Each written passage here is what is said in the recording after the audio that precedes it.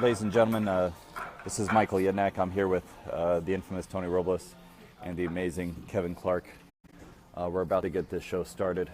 Just giving me a few minutes to make sure all my technical equipment is up and running. If you guys could do a quick shout out, let me know if the sound's okay. Let me know that the video footage is going well. And we'll go ahead and let them lag. Or actually, he'll start from the break shot yesterday that Kevin had, and we'll start from there. Just give me a few moments, guys. Again, keep me posted on how the sound's coming and how the video footage looks.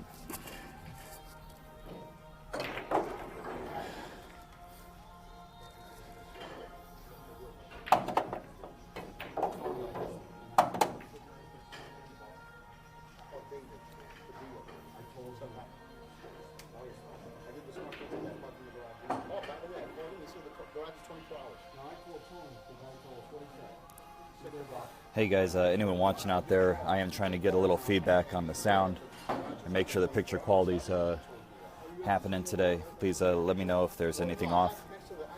Thanks, Jonathan. How's the picture look? Picture look 100% for these guys? Looks like the table's slightly skewed. I'm gonna straighten that out a sec.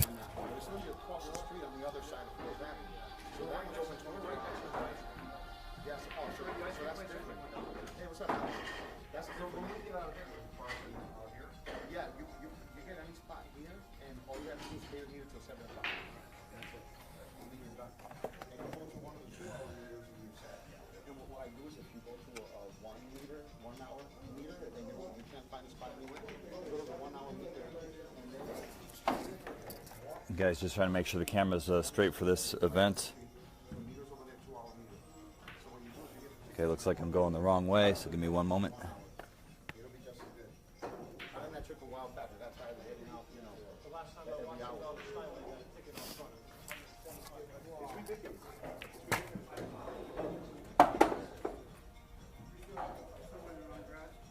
Thanks, Kevin. Sorry. All right, guys. Camera looks good. Looks like the sound's good.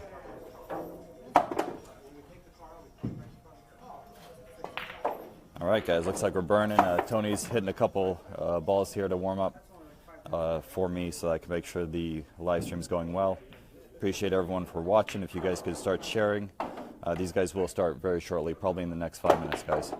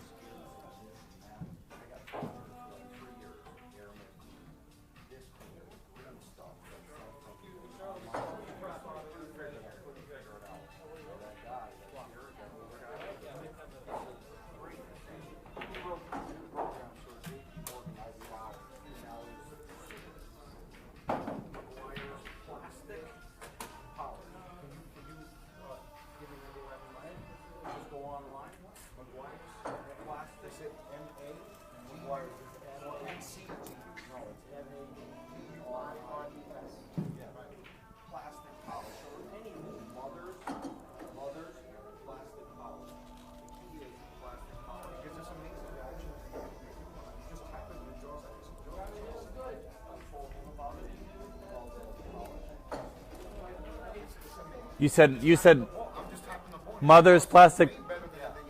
Mother's or McGuire's plastic polish is the best item out there. It's the best item out there. Wow, on the market. That's why I was curious. I knew that.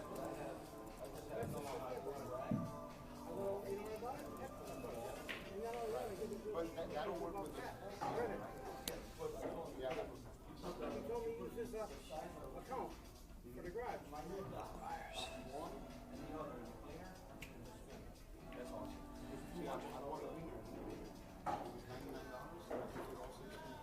Kevin, maybe we can get you a sponsorship with one of those two companies. Wires or Mother's plastic polish is the whole key.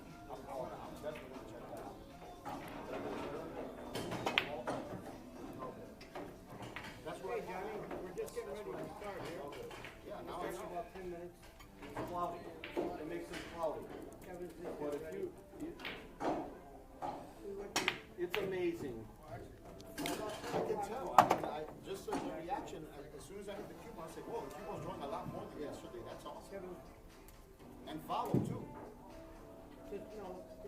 had some left over on the rag. That Hey, Michael, is it all better now? wiped them down.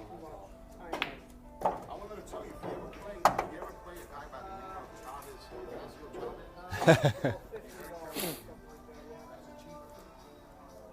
know, I'm trying to minimize that. Guys, Michael and Jonathan, is the camera squared perfect, or is it slightly off still? It's a little hard for me to see on my screen. Okay,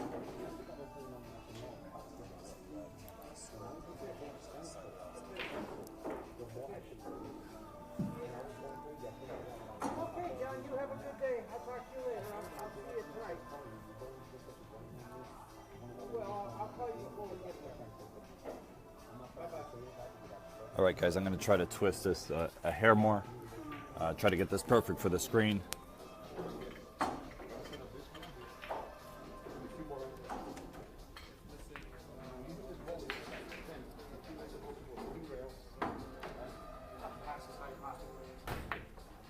Pass the side pocket by about an inch, right?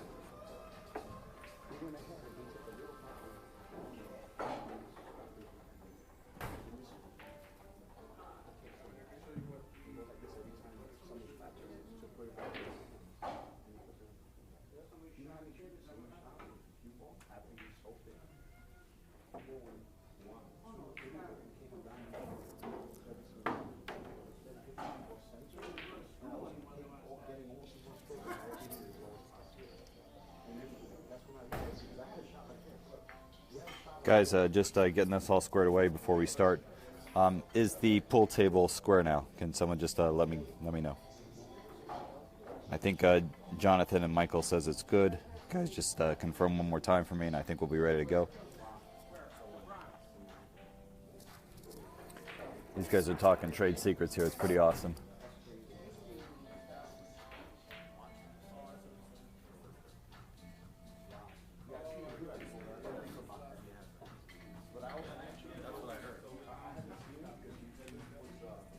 Perfect, guys. Thanks so much. Hey, Mom. Michael Mazer, Jonathan Jessen. It's good to see you guys on the web here. We're going to start this charity event very shortly. I believe the start time is at 2. There's no way I'm planning that you're supposed to scratch inside. With the arm roll keyboard, you go straight in. That's what I call it, arm roll keyboard. And that's what it is, you scratch. Guys, I'm just going to go ahead and talk briefly about what's going on here. Kevin Clark is sponsored by Artemis Tattoo Removal and Clark-v's Billiard Room. Tony Robles is sponsored by Amsterdam Billiards Club, Predator, Q's, and the NAPL League. I am also sponsored by some equipment stuff here. Jacoby Custom Q's sponsors me. Kamui Products sponsors me. And so does my final sponsor. I'm going blank here for a sec. Oh yeah, the Predator Revo shaft technology.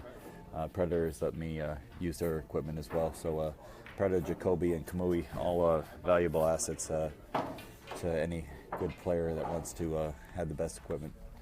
Jacoby is going to go ahead and put in $800 voucher for a Q for the raffle here at Amsterdam Billiards. They're also raffling off a McDermott Q and a I think it's a painting slash picture of some sort of a break shot.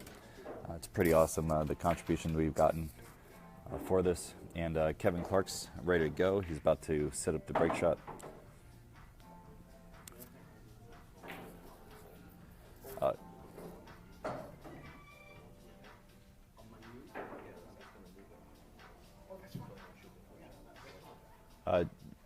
Tony and Kevin, if you guys could just give me the score after each rack, that'll help me out a little bit.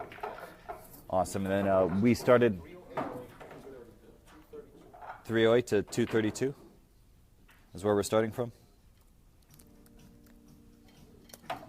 And Kevin's in the lead to start, guys. He performed very well yesterday, and Mr. Robles came back strong, made it a very competitive match, but Kevin's in the lead at the moment. Let's see how these guys start off today. I'm really excited to see this match, guys. They were playing some exceptional pool yesterday. Both players ran 75 plus ball runs. I believe Tony had the high run yesterday at 83. Hopefully we'll get a stats guy. Oh, it wasn't 83. 75 and 71. Was 75 and 71? Okay, so actually Kevin Clark had the high run at 75. Tony had a high run at 71. I think both players ran 70 plus balls twice, but very good start yesterday. Let's see if they can keep up the intensity and focus.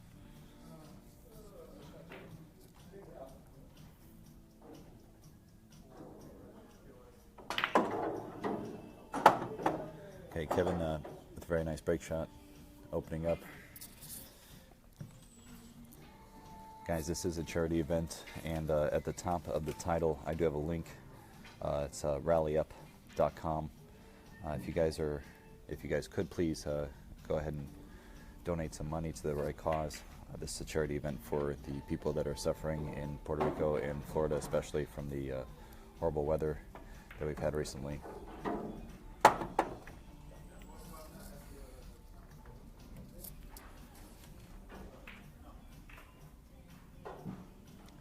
Kevin's going to go ahead and make this a half table game right away. Probably attack the 2 next. Looks like he's going to play the 7 instead.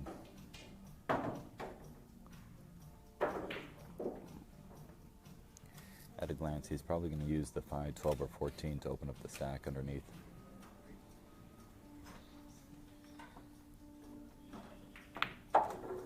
Yeah, it looks like he's going to go 4, 5, or 5, 4, and then use the 12 ball to open it up. Okay, so he's opted for the 4, 5, 12. He'll go back into the stack, and he'll use the 14 ball as an insurance ball.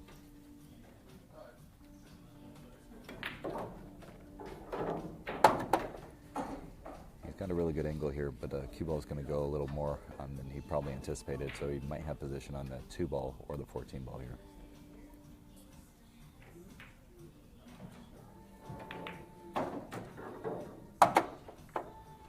With such a steep angle, he assumed the balls would open up a little better. I did as well. Maybe the 11-6 is dead, or maybe the 11 goes. Or, sorry, 3-6 is dead, or the 11 goes. Now it is a pretty weak cluster now, so he was pretty safe to go into it there. And if he doesn't have the 9, he has the 3-6, I think.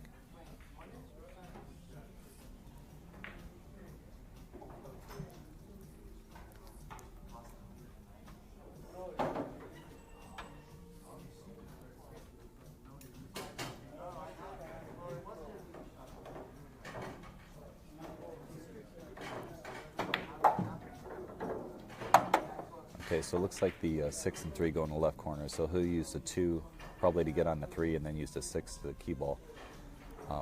He could also use the 8 as a key ball. I'm assuming he's going to try to make this a half table game again and get rid of the 11 and 8 and then go ahead and attack these other balls. Meaning 11, 8, 2, 3, 6. So he's going to go a little differently. So he's probably going to go 2 or 3. Not sure if you can see the 3 now. He just needs to solve this 3-6 problem, then he'll be all right.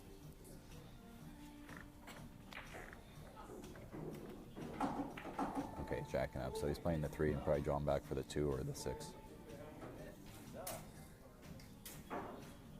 Okay, so he's able to get position on the 6. It's a little steep, but he's all right. He can go 6, 8, 2 from here and get position on the 10 for his break shot.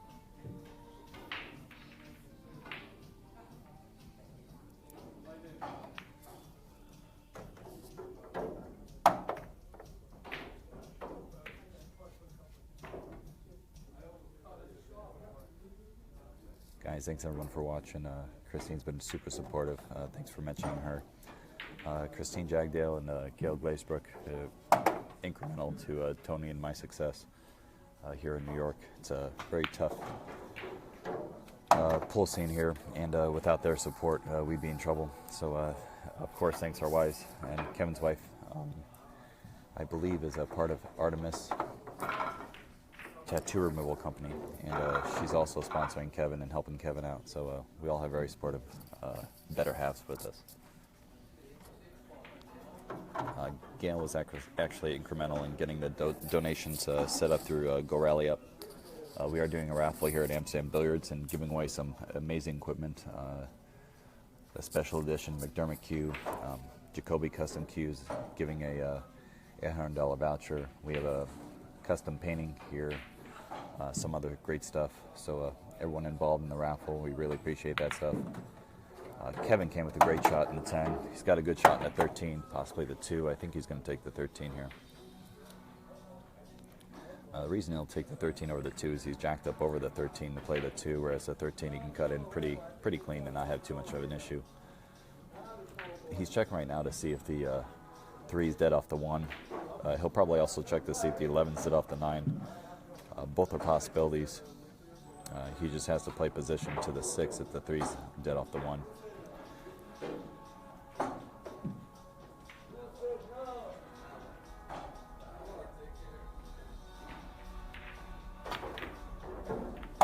Okay, he was able to go into it. Did look like the 3 was tracking towards the pocket, so that was probably a go if he had gotten on that. But he was able to clip the corner and have a bunch of shots open up. So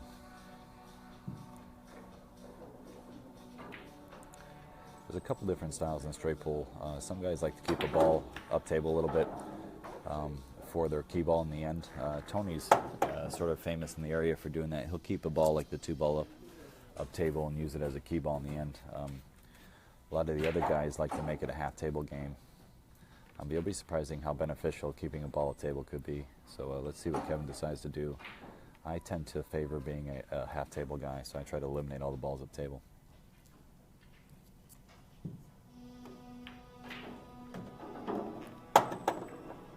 I think it looks like Kevin's a little more favoring my school of thought here. But if we get to see Tony play some, we'll see that 2 ball left up there a little longer, because as long as it's reasonable for him to get to, it has more value for position than a lot of guys give it credit for. As the table sits now, he's got the 11 for the 14 break shot, which looks a little low, or the 6 to the 12 key ball break shot situation. I think the 6 to the 12 is what he's going to go with here.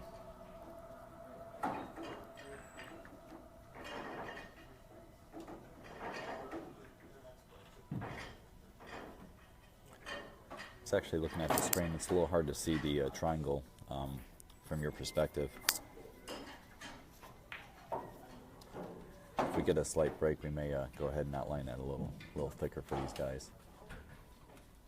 The only real problem that Kevin has, I believe, is the 315. He's just trying to see how he's going to attack that. We saw Kevin play some amazing combos yesterday.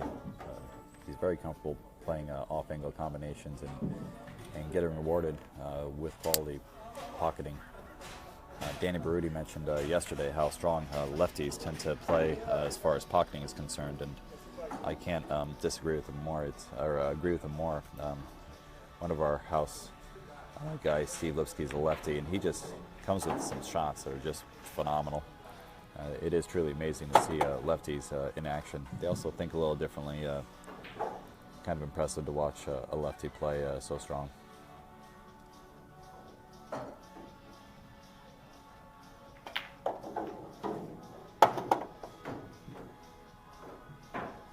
Guys, thanks for watching this. If you guys can share it, that'd be greatly appreciated.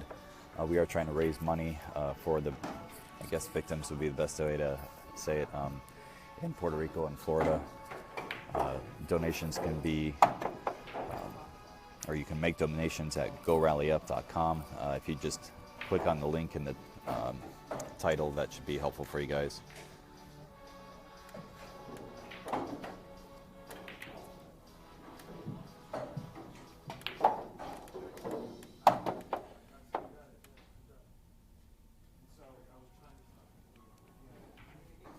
Thanks, Mom.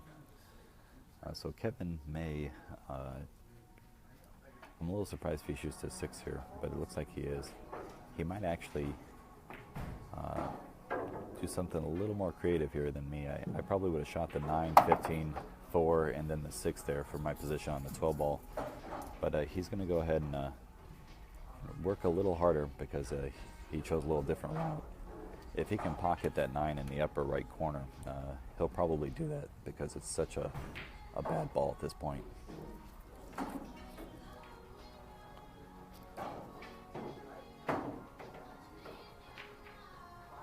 Okay.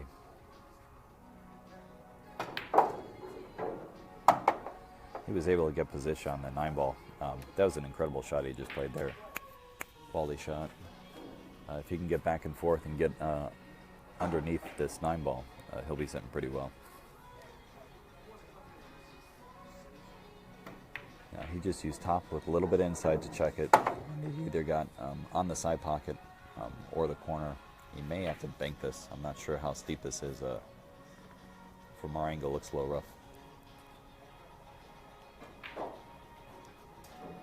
Kevin's debating using the side pocket break shot or going ahead and banking the 4 and pulling it back and leaving an angle on the 12 that way.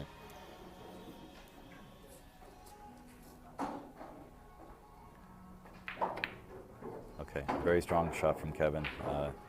He got some angle. It's not a big angle. We all look for a little better angle on the break shot, but he can do some damage here and keep his run going.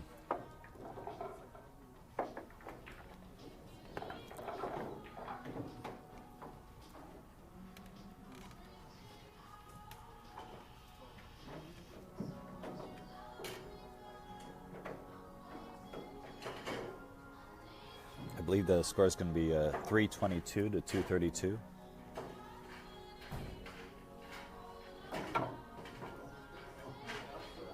.322 to 232. Kevin leads.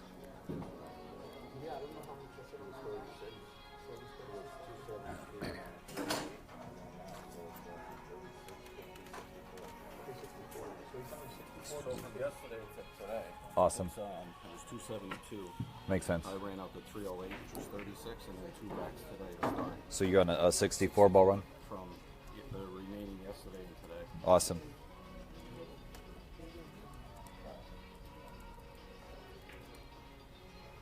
So Kevin's on a 64 ball run currently.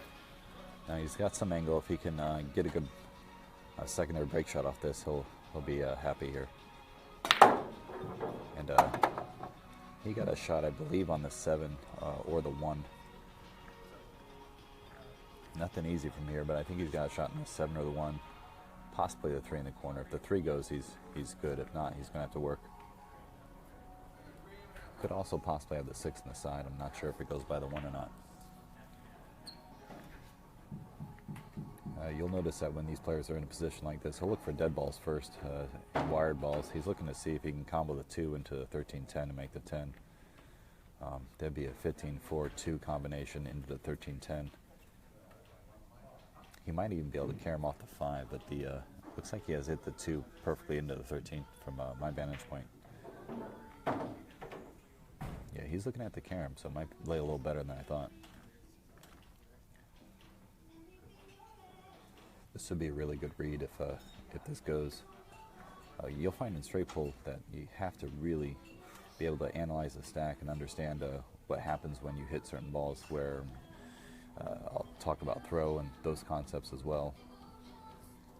A big facet into whether you can keep a run going is being able to read the stack. Now, you'll notice that the reason Kevin has the 6-ball cluster there in the middle is really because the angle that he had on his break shot was a little thicker than we all like. Having a little thinner angle gives more cue ball speed, and you'll get more velocity at the rack and usually split it up a little better. But he saw his options here, so he's still alive. He's calling a 5-ball combination on the 10. This will be a 15-4-2, carry him off the 5 into the 13, 10-ball. And it wasn't wired, so that ends Kevin's run.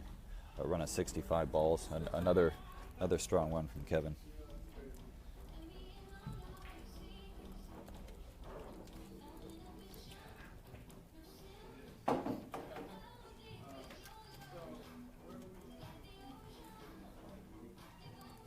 And I'll be honest, most of the professional matches that I've watched on YouTube and when I play myself, the ability to see combinations and perform them well has been either the beauty of a great run or the end of a great run. A lot of times the combination will kill you. Dead balls are also scary. A lot of players die on dead balls that aren't dead, so you got to be able to read the balls right. But he had options. He did have options there.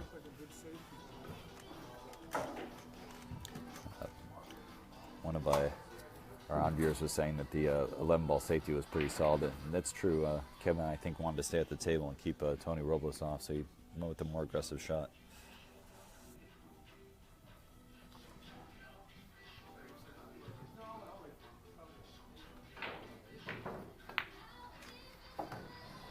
So Tony starts off with a pretty good open table here. He's got a couple break shot options with the 3, 4, and 2 after he develops those balls.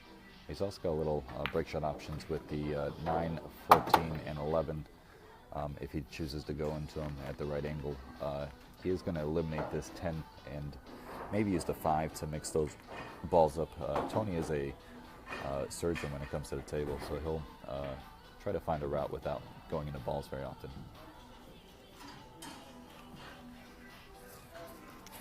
Tony's going to take his time, make sure he gets his run going here.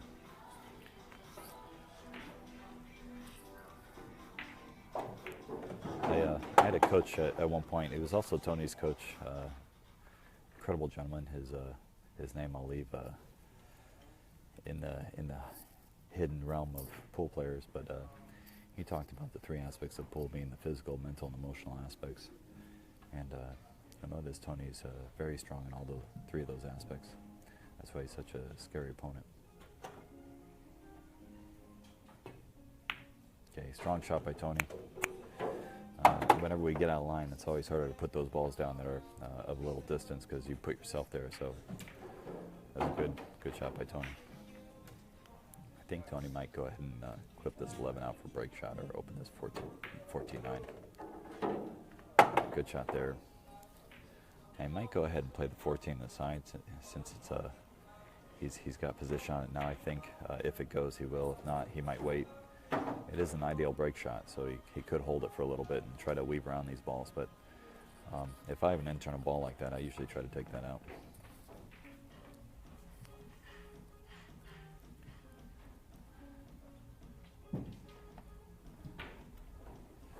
This 2, 3, 4, 14 is a little bit of a dilemma here.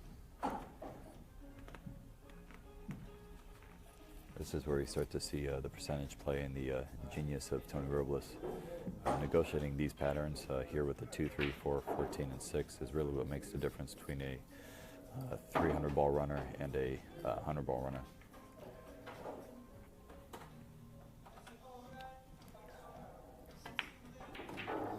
Okay, so Tony liked going ahead and getting rid of that ball. I like that as well.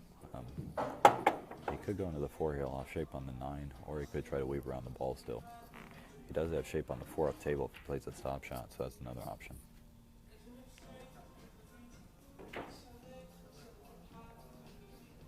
We'll send my love to Christine. Had a great time seeing you in Vegas. Hopefully we can all hang out soon again.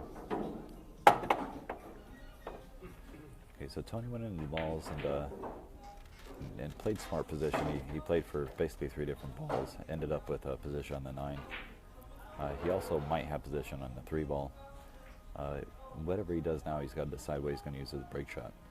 And this 11 ball is still a little bit of a problem. And we might end up seeing a little more obscure break shot from Mr. Robles. I think what he was trying to do was get on the 6 where he could push the 9 across. But he came a little high on the 6, I think, so he can't really hit the 9 thick enough to push it over. He still has a couple more balls that maybe he can negotiate the position he wants off of.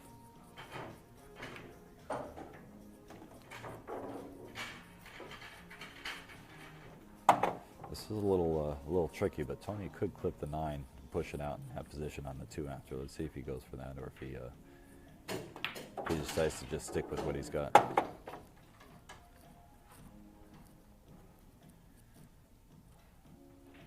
As the balls lay from here, I think Tony might break off the 2 if it's high enough, or the 11 ball. If he does break with the 11, we'll see a nice thin cut in the 11 so that he has a lot of energy on the cue so he doesn't get stuck.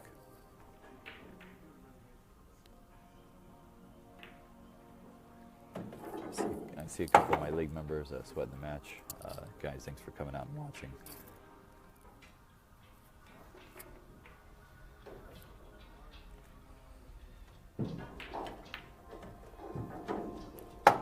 Guys, this is day 2 of Kevin Clark versus Tony Robles. This is a 14-1 charity event. It's a race to 600. Kevin started out today in the lead, and Tony's playing a little catch-up here. He's going to play position for a pretty thin angle on the 11. Pretty much the line from the 13 to 11 is really what he wants. Let's see if he can maintain that angle. Okay, he nailed that in the head and got exactly where I said there. Now what he's going to try to do here is probably go into the lower part of the stack as opposed to the upper part of the stack, just to make sure he's coming at the stack at an angle. As long as you approach the stack at an angle, you'll usually end up with a favorable shot after this position. If you come at it square, a lot of times you'll get stuck and you won't be able to continue your inning. What I mean by getting stuck is he'll hit the break shot and go square into like the 2 or square into the 3 and freeze on the stack. That's the only real danger with this shot. Of course, the pocketing is a little more demanding as well.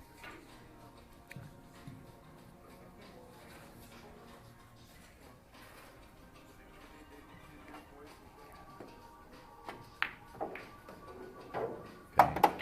He needs a 10 ball to give him a little relief, otherwise he won't be able to continue his run. I don't think it came out far enough. So, Tony probably had to use a little more inside English there to attack the stack with a little more angle. Unfortunately, he got stuck there.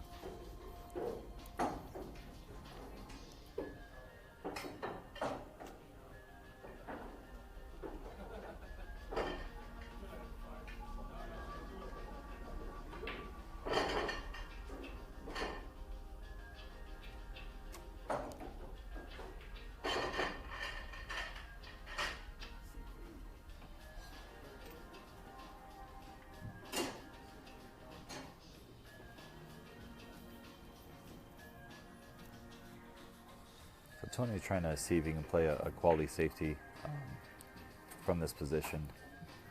If he could get the cue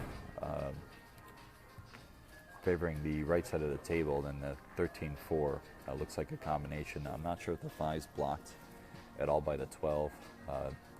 Tony's going to probably have to go ahead and bait Kevin to play a low percentage shot and just try to leave him frozen on the short rail there. Yeah, pretty strong speed by Tony. He's less than a ball off the rail, and Kevin can either go ahead and try to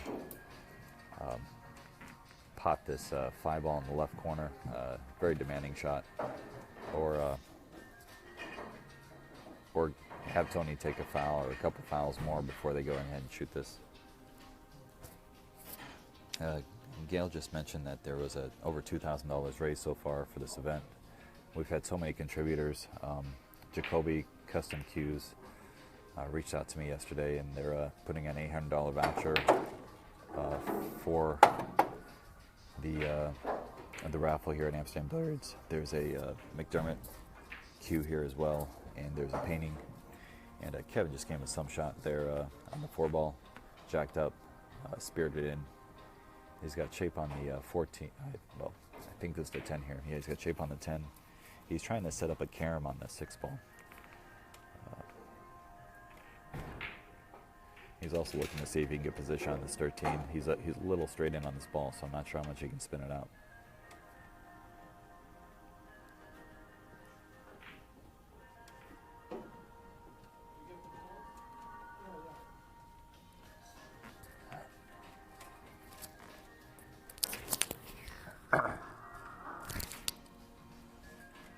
Guys, please feel free to go to the GoRallyUp.com site tagged on this post. If you guys could donate, I'd greatly appreciate it. If you guys can share and get as many people watching this as possible. Now, this is for a great cause. Anyone that can go ahead and support the cause, it'd be greatly appreciated.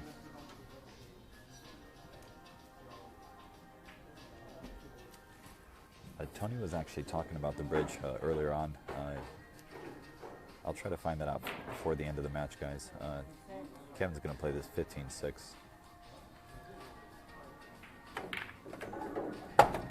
And I got to tell you, Kevin's made, I want to say 6 or 7 incredible combination shots over the course of this tournament.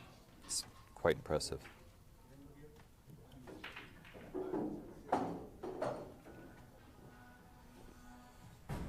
Hey guys, so far it looks like we have over 2,000 donated. I know that here in Amsterdam, I think there was 700 or so donated as well.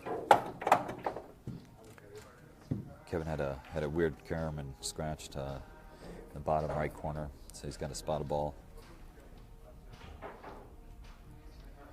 Tony comes back to the table here. Oh, looks like he made 2 balls. Ken, if you want, I can spot it too. It's up to you guys. All right, Kevin's spotting these in the back.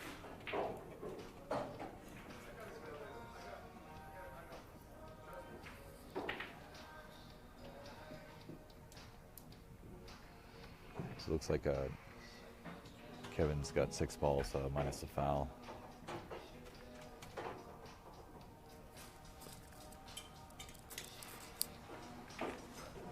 Have a lot of my league members here watching the match. I truly appreciate these guys supporting Straight Pull and supporting the cause.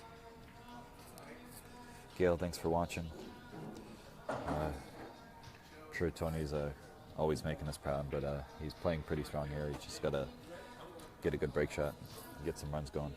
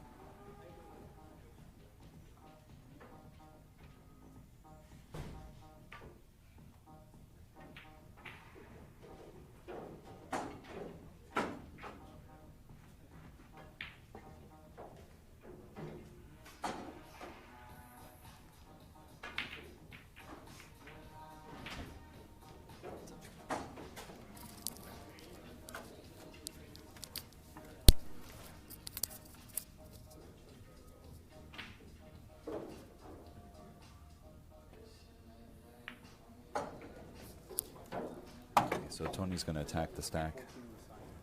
He's decided to play the 14 to the side. This is a throw shot, so by hitting it on the right side, it actually pushes the ball to the left, so it doesn't do what you would think off a cut shot. It actually throws it into the pocket. It's a very strong read by Tony. Considering throw, some of your viewers may not quite understand throw. The easiest way to explain how to do it is when 2 balls are frozen or nearly frozen, there's this effect called throw. And what you would do is you would actually cut it the opposite direction of how you would cut it if it wasn't thrown. So in that particular case, if Tony was trying to make that shot, he would actually hit it on the left side of the ball if there was space. But since there was no space, he had to hit it on the right side.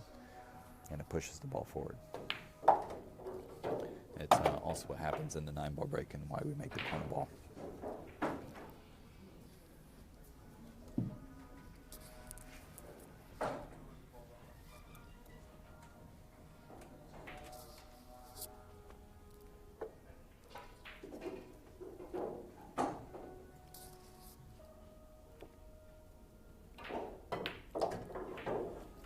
Guys, if you're just tuning in, we're watching Tony Robles at the table now. Kevin Clark is his opponent. Kevin's sponsored by Clark-vs. and Art Miss Tattoo Removal Company. Tony's sponsored by the NAPL League, Amsterdam Billiards, and Predator. I myself, this is Michael Yanak doing commentary. Sorry if I'm a little raspy. I did commentary yesterday. But I'm also sponsored by Jacoby Custom Cues, Kamui Products, and Predator. Looks like what Tony's decided to do is play the 7 and play the 2, push the 12 ball out for a break shot. He'll use the 8 ball as a key ball. This sort of situation with these 3 balls comes up extremely frequently in straight pull. And you'll find that all of us straight pull players love this little position that Tony's in. He's just going to tickle this 12 ball out a little bit for a break shot. And if he can leave a reasonable angle on the 8, he'll be able to play either 2 rail or 1 rail position for a perfect break shot.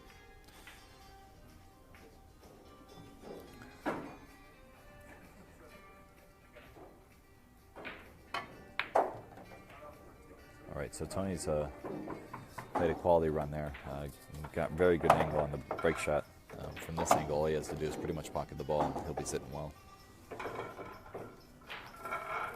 Tony also wanted to give a special thanks to Gail Blaisbrook for all she does for him, and especially in this particular event, she actually got the GoRallyUp.com going for us. And 342 to 252 is the current score.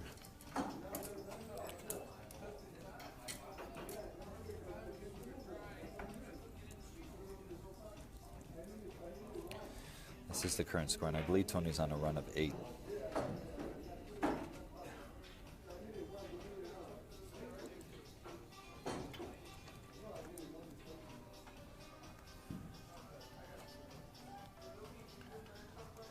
Guys, thanks for watching this. We do support or appreciate all your support. All of you straight pull lovers out there, I truly appreciate you guys taking the time to watch all the straight pull you've been watching on the live stream. This is obviously a very special match for a very special cause.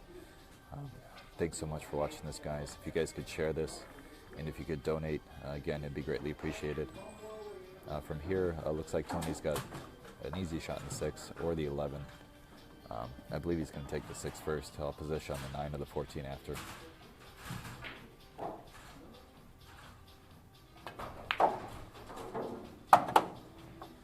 Looks like he's going to have position on the 4. I said 9 or 14, I meant 9 or 4. He's got position on the 4 easily.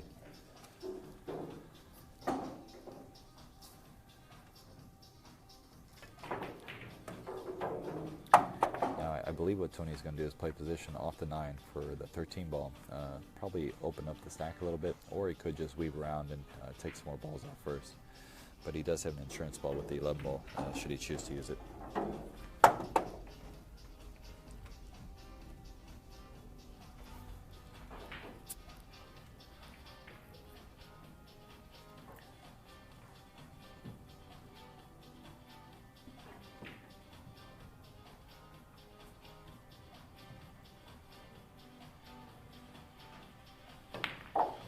So over the years, New York has put out some of the greatest straight pull players. Recently we had Danny Baruti in the area, Mika Immonen, Thorsten Holman. Those guys are phenomenal, obviously. We've had Jonathan Smith as one of our home guys. We had Ginky in the past, who was also one of my best friends and heroes, and Tony's as well. There was just such a strong straight pull community. Steve Lipsky. But to get to watch Tony and Kevin play today and yesterday is truly a treat for us. These guys are 2 of the most talented straight pull players alive, and anytime we have an opportunity to see a game of this nature, I hope everyone takes a moment and watches. If you guys could share this, greatly appreciate it. Again, if you guys can click on the link in the title and donate, I'd also appreciate that. I know money's a little rough for all of us, but let's all try to contribute here.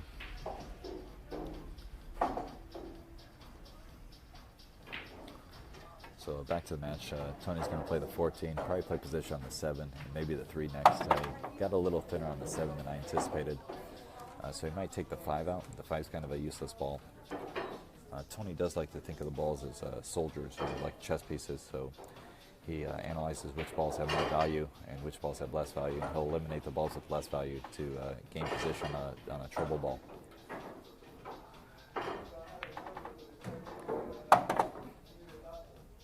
Okay, he agreed with me on the 5 ball, and the 8 ball is also a nice interior ball. You could even develop the key ball with the 3 ball.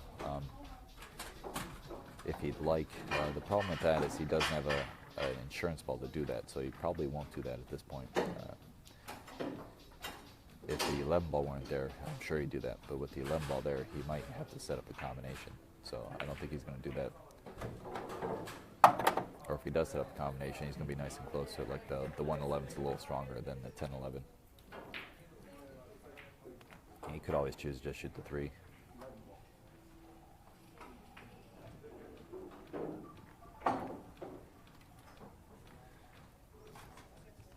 By comboing this 111, he does solve pretty much all of his problems.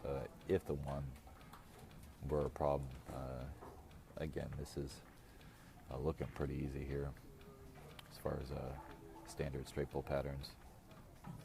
And I'll position on the 2 or the 1 after this shot.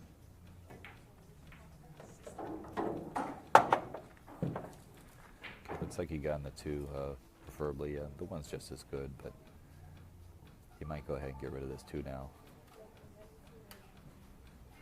He could bump the 3 up a little bit if he wanted and develop it a little. If he could bump the 3, say half a diamond up, or 6 to 8 inches, it would be an awesome key ball. Right now it's a pretty good key ball. But if he could bump it up 6 inches, he could go 7-3 for his last 2 balls, which would be a nice triangle, 7-3 and then 15 break shot. This whole time I do believe he's going to use the 15 as his break shot, but the 10 is also a possibility.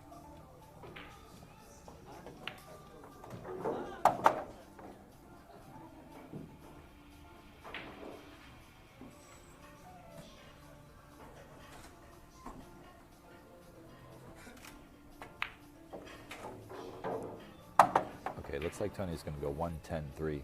A stop shot in the 10 in the lower right corner gives him good angle on the 3. If he's slightly above it, that's just as well. So on that shot, he favored overhitting it rather than underhitting it. As long as he stayed above the 10, he'd have position on the 3.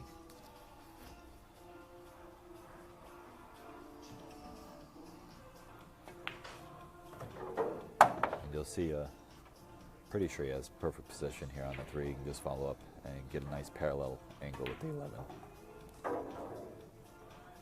Little past parallel is even better. So if I read the score right, it should be 342 for Kevin, and Tony should be 266. I got 342 to 266, guys? Yeah. Okay, perfect. So I believe Tony started with 8 balls. So he's on a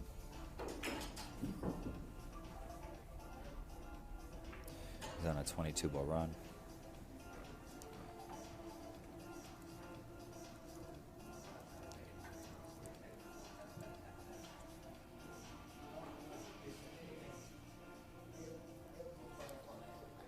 It's just natural top shot. He could play some top outside. You notice with that angle, there's virtually no balls in bad position. He does have a little cluster with the 9, 11, and 14.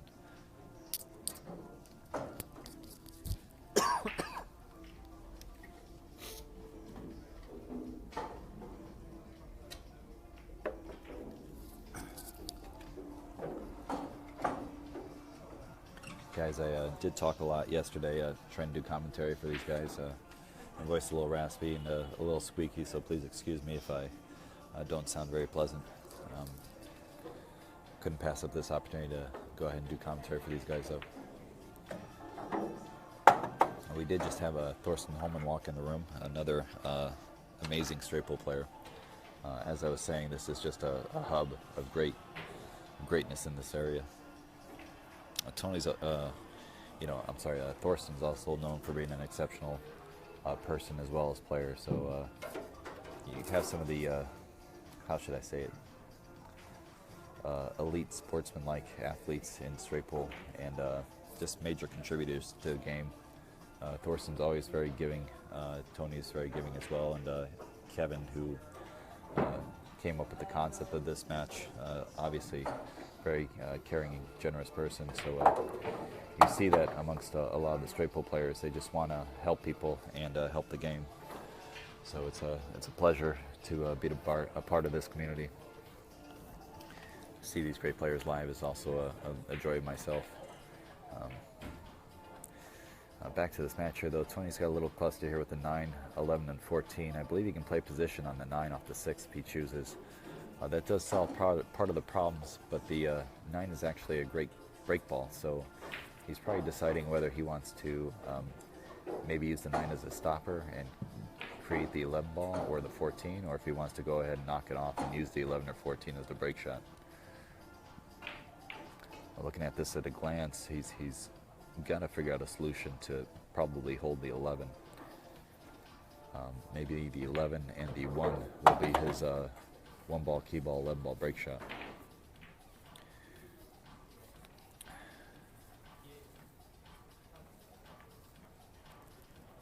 Okay, he opted out of not shooting the 9, so he was probably going to push those balls in the wrong direction off the 9, so he chose not to do that.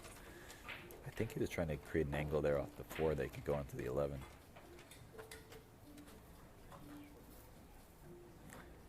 Tony's a very creative player, so when there is a situation, he'll have a number of ways to get out of it. So if he doesn't land perfect one time, he'll go ahead and create an opportunity in the near future.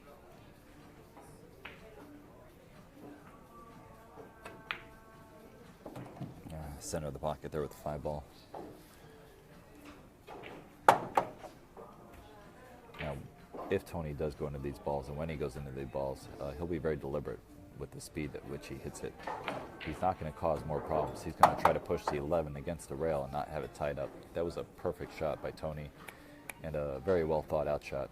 Now he gets to maintain the 14 and the 9 as a break shot, and he'll use the 1 ball as a key ball. So I look for him to go 11, 12, attack these other balls on the table, and use the 1 or the 10 as his key ball. Very strong shot by Tony, very well executed shot. And so when we talk about the physical, mental, and emotional aspects, the physical capability would be hitting the shot with the right speed and execution. The mental aspect was seeing the shot, and the emotional aspect was having the confidence to do it. So Tony hit that shot in the head there.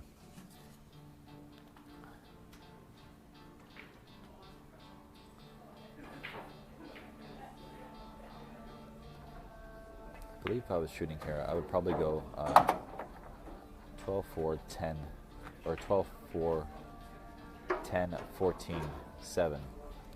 If he's got a little too much angle on this 4, he might be in a little bit of trouble, but he should be able to get out of it. He might end up bailing out and using the 10 ball as a key ball instead of the 1. I do like the 1. If the break shot were closer to the rack, I'd like the 10 more. But since the break shot, the 9 or the 14 are both favoring the right side of the table, the 1 ball's a little better key ball than the 10.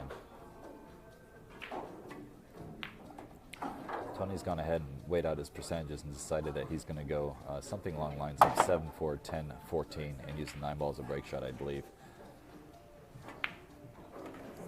So he needs a little more speed on this 4 ball. Came up just a little short, so now I'll probably go 4, 14, 10, unless he can hold this 4 ball. But I think he's going to go 14, 10 instead now. He could also, I don't know if he's checking this out, but the 14 ball up table, stop shot, 4 ball in the left corner, and then the 10 ball. I like that more.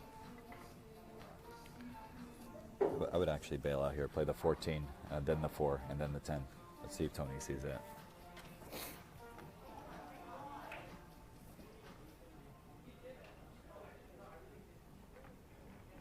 Yeah, this is a little safer and a little stronger, less cue ball movement.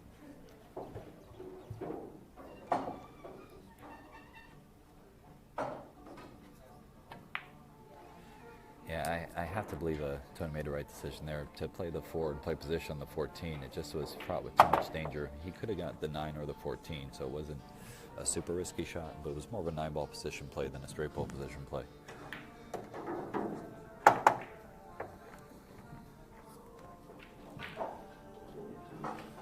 We did go ahead and clean the table and the balls before they played today, so they're playing in very new conditions. The table was rebought about, I'll say 2 to 3 weeks ago, so it's still playing fairly new. Makes the pockets slightly favorable for tough shots, and at the same time they're able to use inside English, so it's a great playing conditions for higher runs.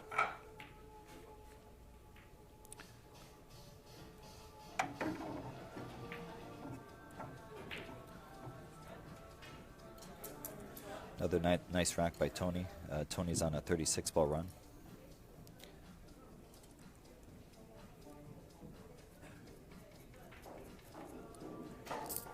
And another perfect break shot.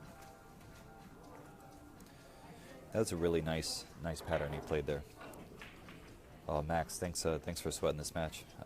Max Heberly is another fine human being and an amazing pool player to boot. Like I was saying about the straight pool community, I find they're just a little bit classier than some of the other pool players, but just one of the benefits of enjoying straight pool.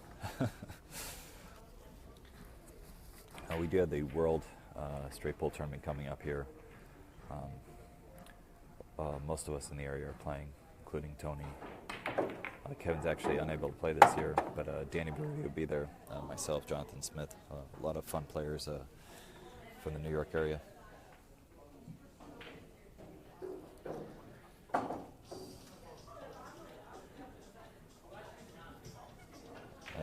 Max actually won that tournament early on. I think it was that one, or it was either that or the American 1401. Both tournaments are amazingly strong. It almost seems like the American 1401 is a little sicker as far as the field generally. That's put on by Peter Burrows, and Megan Fort assists him with that. It's an amazing tournament coming up. That should be in Virginia in the Midlothian area. And then coming up right around the corner here in New York is the World Straight Pool Tournament, or World 1401 event. That's put on by Charlie Williams. I believe it's called Dragon Promotions.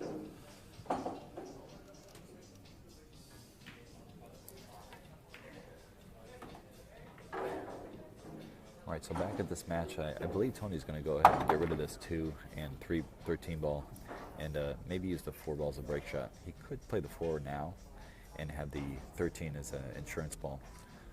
Or he may be choosing something else so that he can maintain the 4 ball into the next round. He could also use the 2 balls of break shot if he got the right angle. I think that's what he's opted for. Nah. He's going to use the 13. How the 4 is an insurance. I could be wrong. He might even use the 14 balls of break shot. Not sure what he has here. Hey, Carlos.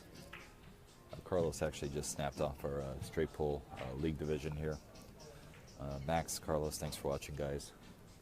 Appreciate all the supports. Guys, this is for a good cause. Kevin and Tony are putting on this charity event to support victims of the recent weather issues, especially in Puerto Rico and Florida with the Hurricane Irma. If you guys can donate, or if you guys could share the love, be greatly appreciated. So I do believe Tony's going to go ahead and use this 14 ball to open the rest of these balls up.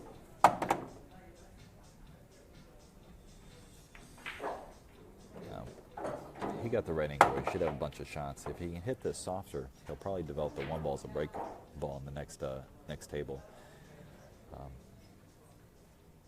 He's looking at drawing back to make sure he has a shot in the 3, should all else fail.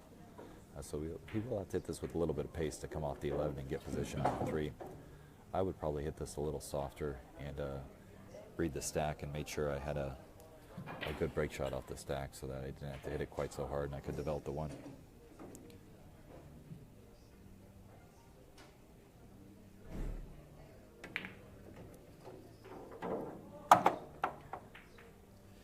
Max, your accomplishments are far exceeding a lot of straight pool players. You're amazing to have in the game. You do a lot of good videos. I actually just recently bought your video. I hadn't had a chance to watch it, but I saw it. You had a deal going on your site. I couldn't help but buy it. I know you have a lot of knowledge out there that we all should exploit. So thanks again for putting that stuff out there for players to learn. You know, professionals can watch that and learn stuff from Max. I know myself. I've always appreciated his game. Back to the match, though. Tony's got a little situation here. He's trying to figure out what to use as a break shot. He could potentially use the 6-ball on the side. He could also maybe the 5-ball's out far enough where he could use the 5-ball. But I do like the one as a key ball for the 6-ball on the side. If I were to choose that, I would go 11, 3, 10, 5, 1, and do a stop shot in the 1 and play the 6-ball on the side. I'm not sure if Tony likes it or not. But Max, feel free to chime in if you have a pattern you like here or anywhere while you're connected.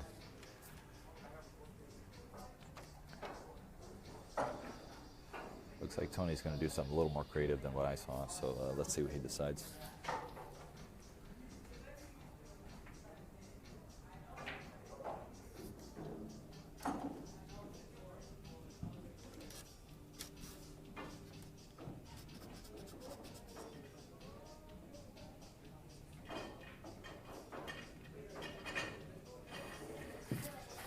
Hey, you know, Max, I've run several 100-ball runs, but never hit a 200 yet. So I was hoping that maybe you'd give me something to push me over that 200 mark.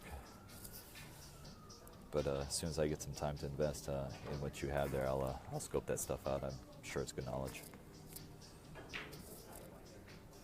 So Tony's here. He's going to pocket the 11, play position on the 3.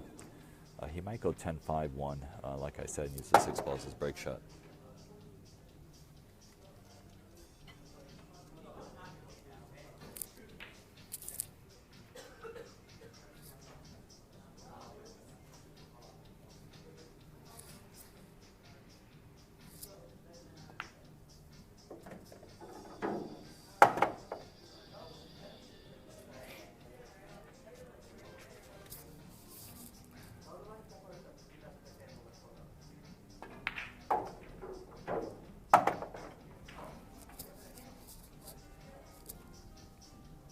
Just trying to see if Tony's 6 in pattern.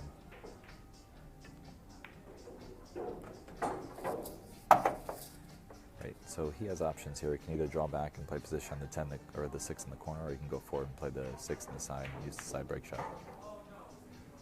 Looks like he saw the same pattern as me. I like that choice, obviously. I got a little lucky there and called it right. So guys, currently the score is, can't see my earlier comments. Kevin, I can't see my earlier comments. Can you tell me the score?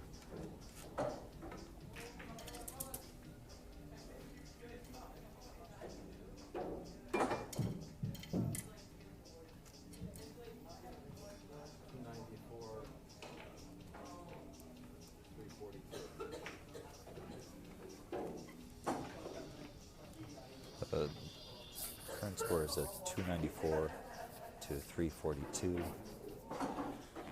He's going to go ahead and cut this in the side. This will be a pure follow. I could choose to use a little bit of outside English here, or left English. If it does hit the rail, it goes naturally 2 rails, so back towards the middle. Okay, he was hitting the top of the rack, and he played that a little more deliberately. I didn't realize he was hitting such a thin point on the 10 ball, but he wasn't hitting it very thick, so he's got a plan probably to get position on this 8 ball as a break shot, or maybe the 3. I think the 3 is probably sitting a little better.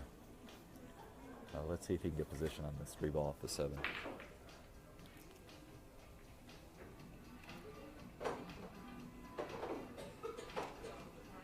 Doug, we miss you. Hope the art's going well. Maybe sometime you can come back around this area. So if you're just tuning in, we're watching Tony Robles at the table now. Kevin started this match with a pretty good run here. I think he ran a 60-plus ball run. And both guys have ran over 70 balls a couple times, I believe, this match.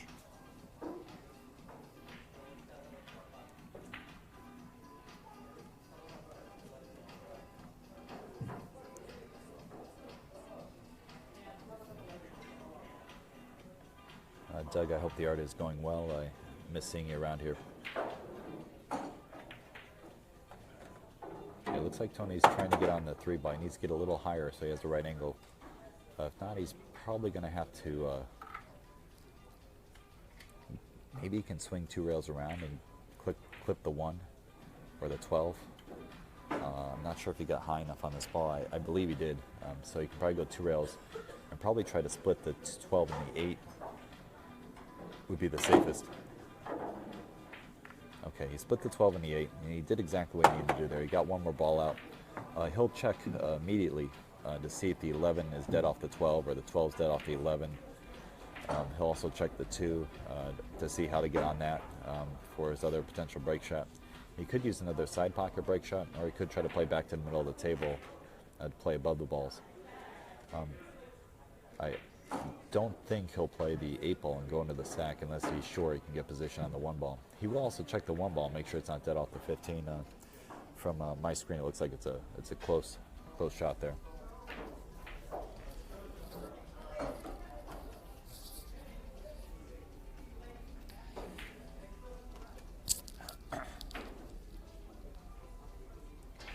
Guys, we're watching a really incredible match here. This is a charity event, though. I don't want to lose focus of why this is being put out there. We're trying to generate some funds for the victims in Florida and in Puerto Rico from the Hurricane Irma. Devastating weather conditions caused a lot of people to be in a hard spot. Kevin came up with this idea to do this exhibition match to raise funds.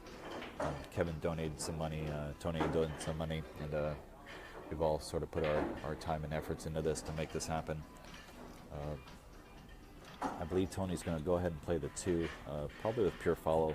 Try to get in that little pocket with the 10, the 13, the 15, and the 4.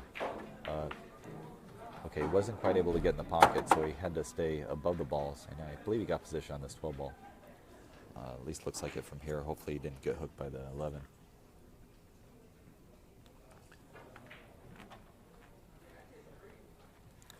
The 1 may be dead off the 15, I'm not sure. He's also going to check that.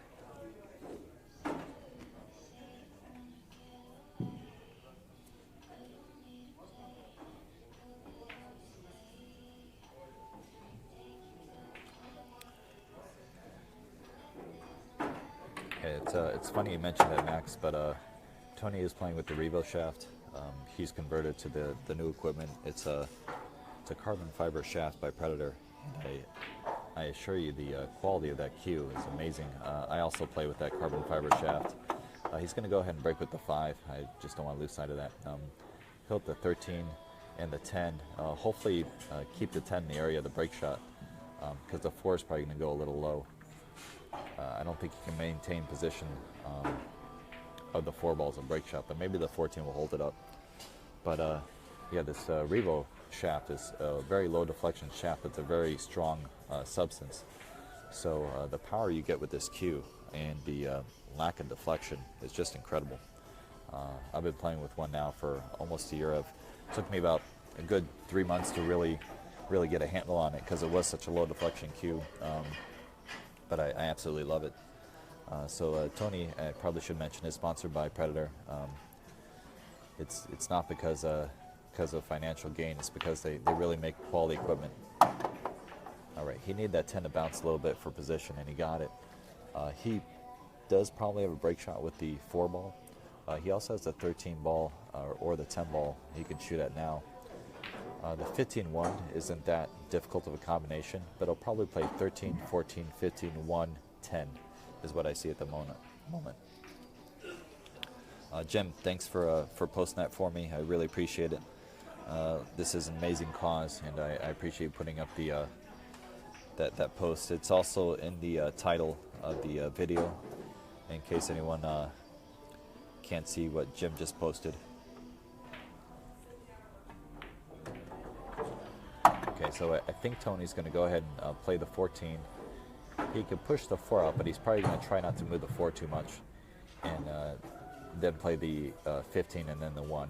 Now, if he doesn't like that, he could just opt for the combo, and he'll definitely have the 15 after or the 10, and he can move on from there. But he just doesn't want to disturb this 4 ball at all costs. It's his next break shot. he's analyzing actually using the 10 ball as a break shot, so maybe the 4 ball's a little lower than I thought.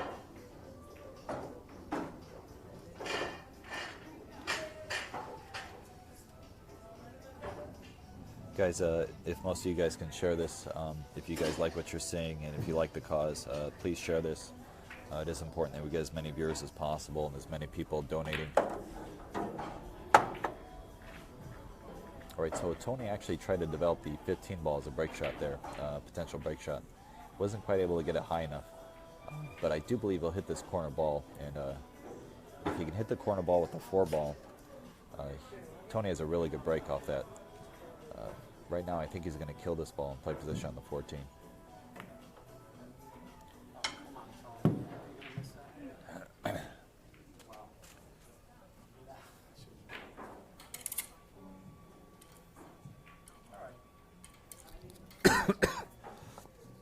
So when I was talking about the emotional side, a lot of us talk a little negative to ourselves when we make a mistake, and you know, we're all human. So few minute break. Okay. So guys, we're going to take a few minute break here. We'll be right back. Just a bathroom break. I'm also going to grab some coffee or something to relieve my throat. Sorry guys if I sound raspy. Again, Tony and Kevin asked me to do the commentary for this, and I was excited to do so. I talked my little mouth off yesterday, and I'll do some more talking today. Hopefully it's helpful to you guys. Guys, again, while we're away, if you guys want to share this or if you guys want to donate, I greatly appreciate it. But we'll be right back, guys, so don't go anywhere.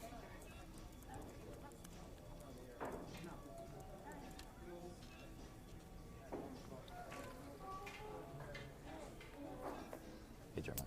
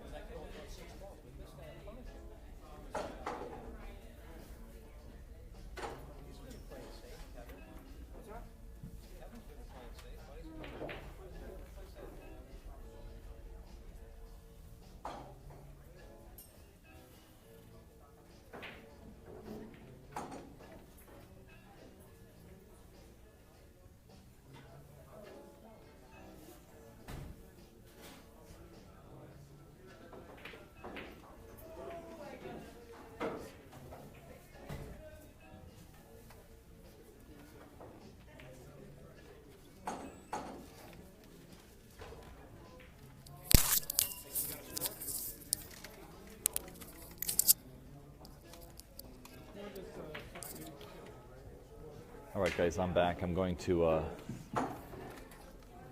give a brief talk to you guys about the different aspects of the game. I think Kevin's come back, but I'm just going to talk briefly about the physical, mental, and emotional aspect of the game. Most players, including myself, Max will probably agree since he's watching, but we get really caught up in the physical aspect of the game. We work on our stroke, we work on our mechanics, we work on our stance, our alignment. Those aspects are really powerful. I think Kevin might actually plan to play the 15 ball break shot instead of the 4, just based on what he did there, but let's see what he decides. But back to the physical aspect, you know, we work on our stroke, our stance, our mechanics, our alignment, and then after we get that stuff together, then we start to work more on the mental aspect of the game. You know, when do we play safe? What are the percentages of this shot over that shot? When do you go for a bank? When do you duck? All those things are the more the mental aspect of the game. Understanding the break shots and straight pull, understanding that the 15 ball is a potential break shot and the 4 ball and what your percentages are to get a good relief. And then there's the emotional aspect, which is really probably the most difficult aspect for anyone to teach and anyone to understand. I obviously have struggled with this, as I believe every good pool player at some point has to struggle with to get good. But we all work very hard at the physical, mental aspect, and really once you reach a certain level, the next thing that gets you, winning major events is the emotional aspect and being able to fade the mistakes that you make and the bad rolls, and having your opponent run 100 balls and you coming back and running 150. So just a little brief comment on those 3 aspects. If you're trying to improve your game, I highly recommend focusing on those and thinking of it that way. You'll see a lot more improvements. Guys, I'm going to give you a score update here in just a second.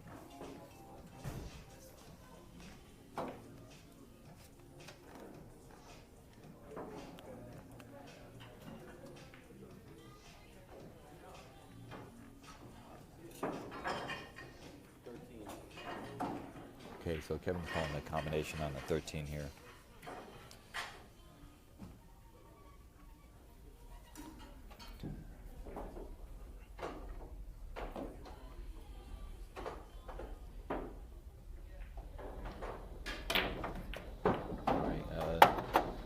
Exploded the combo, got rid of all his problems with 1 shot. He doesn't have a standard break shot, and this is actually a very, because the cue ball, or the break shot was in the jaws of the pocket when he broke it. He was attacking the bottom of the stack and pushing all the balls at the table. So you'll see a very rare straight pull rack here where a good portion, almost half the balls, are on the upper half of the table. So this will not be a half table game. And it's very likely he'll use a side pocket break shot as opposed to a standard break shot that we're used to seeing. So I look for Kevin to go ahead and eliminate these balls at the base and use a side pocket break shot. Now, what he could do here is the 14 to the 6 is a really good possible key ball break shot, but he's going to go ahead and eliminate the 14 now, so he's not thinking along those lines. Chris, I'm sorry, I'll give you the score here after this rack. I got slightly distracted on the break and wanted to work on some other stuff with you guys, but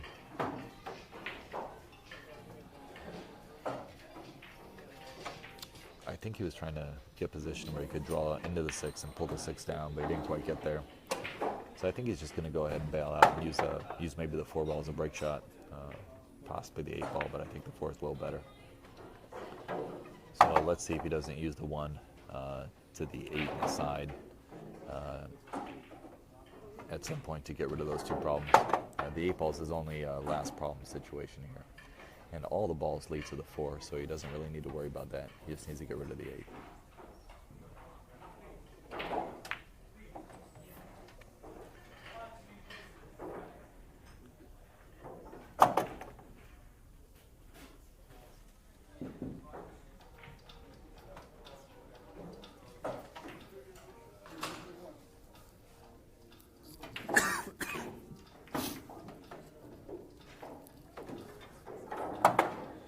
So he's got to eliminate his 4 ball, which is ideal break shot.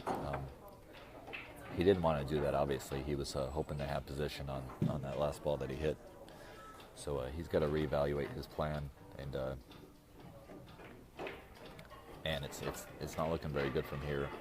He's probably going to have to go 4-8 and use the 5 ball and do a much more obscure break shot. And maybe he can go 5-8. I think he got the right angle on the 5 to go 5-8. Use the 8 ball on the side.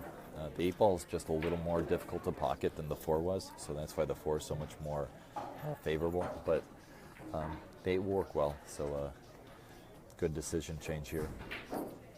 I'm going to ask Tony for the score now. Tony, can you update me on the score, please? Hey, Tony. Sorry, can you help me out with the score?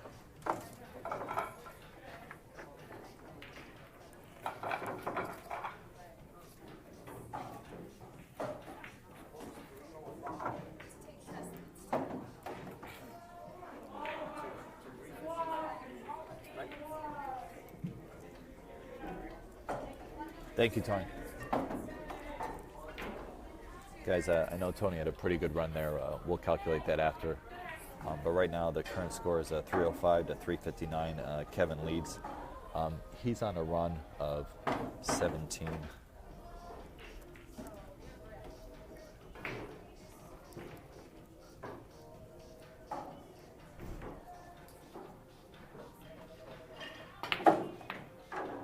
All right, so Kevin actually glanced the left side of the stack. That's a huge scratch possibility there. But he hit enough of the top ball not to scratch. It was a good shot. Obviously very scary. I believe he has a shot in the 13. He might be checking to see if the 10's dead off the 13 from the 15 ball.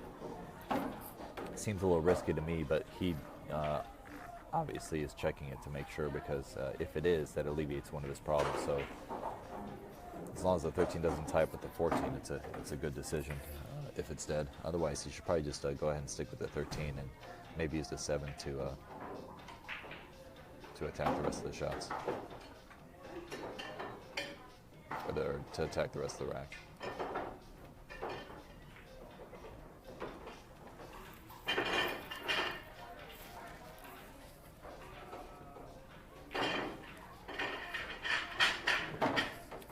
Again, we have a multiple world champion and my personal favorite championships, the straight pull tournaments. We have Thorsten Holman in the house here, practicing today. He's always amazing to have around. A good guy, another one of those fine straight pull players that we love.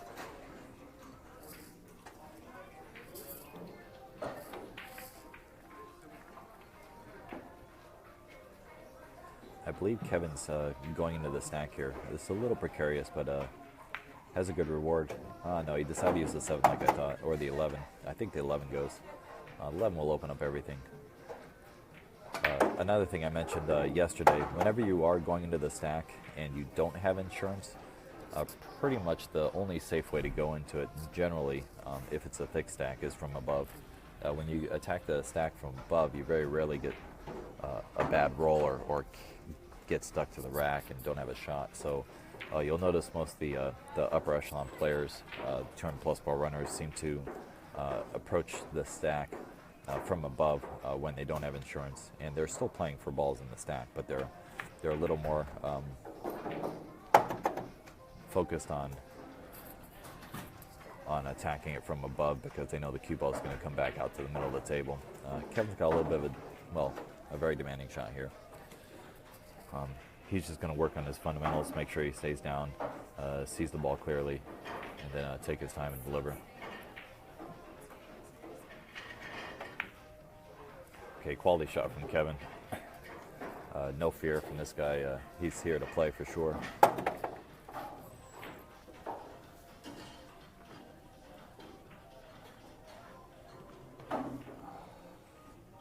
Both guys are playing some strong pool. Okay, I was a little surprised that he hit that ball. He actually made it a little more difficult for himself with that particular hit. I think he was trying to push it underneath the 7, but now made it a little more dangerous. He's probably going to play the 12, play position on the 10, play the combination, and then maybe he can shoot the 7 ball up table. I'm not sure if the 2-1 is wired any direction, and if he doesn't like this combo, then he's going to go ahead and go into these balls. This is a little dangerous though. There's a big double kiss here on the 4 and on the 15, so he's got to sort of force the cue into position by drawing it firmer, or using English to spread the 2 balls out. He used English, which I really like. Came up with a really good result, and I believe he'll play position for either the 7 or the 3 up table. He's actually looking to relieve the 2 and the 1, another problem area. Like I was saying before, both guys are very knowledgeable about the game, so when there's a situation and you're taking away one of your soldiers, you have to solve problems with every ball you eliminate, or it has to give you position to solve problems. So you're always looking for solutions in straight pull. He's trying to find a solution for the 4 to the 2 and the 1, or for the 4 and the 7. He's got a pretty thick hit. I think he can manipulate the angle quite a bit here.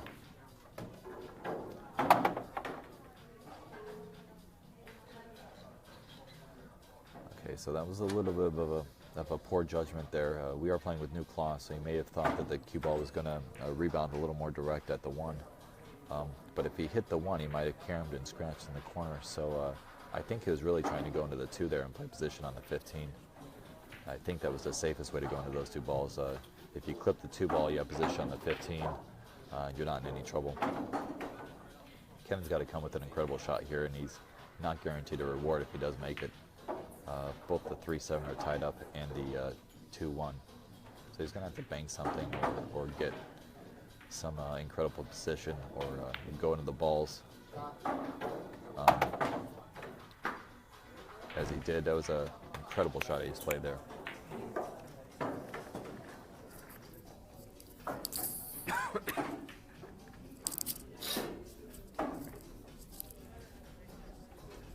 For the viewers at home, what he did there was he used a top outside English, I believe, and came through rails and went right into that problem area. Now, from here, I think he's going to have to play the 3-7 and probably play position on the 1, hoping that the 3 lands in position for a break position. So if he can get the 3 off the rail towards the stack a little bit, that would help his possibility to run the rest of these racks, or the rest of this rack, and get in the next frame. But I do believe he'll make this shot based on how he's been hitting combos. Okay, he hit that hard and tried to go into the 1. Got a little fortunate to get a shot in the 3, but the 1 ball is going to have to be a pretty steep angle, and he's going to have to just clip the top of the stack. This will be a very good shot if he can get into the stack well and knock it stuck. Right, Max? That was some shot, huh? If he gets out of this rack, then he really worked hard to do so, and sometimes you just got to muscle your way through a rack to continue your run, and that's what he did there. He had a bunch of tough situations, and he's muscled his way with creative play and quality shooting to get through the rack.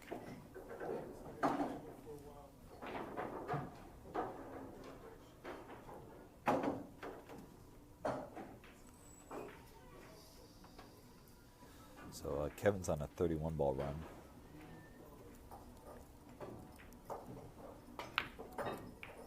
And just missed the break shot.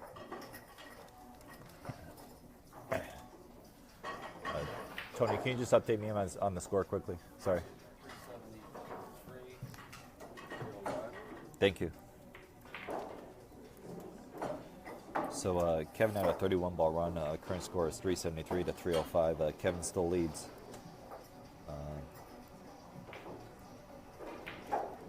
As you can see, both guys have pretty much stayed in the same realm that they've been in since the start of this day. So you guys are both playing pretty strong. But working hard for a couple of these racks. And not by any cause of their own, just sometimes the racks just don't open very well. A lot of that is primarily due to the angle that you have on the break shot. Obviously, the more angle you have, the better the break shot possibilities, and the more likely you are to run a lot of balls.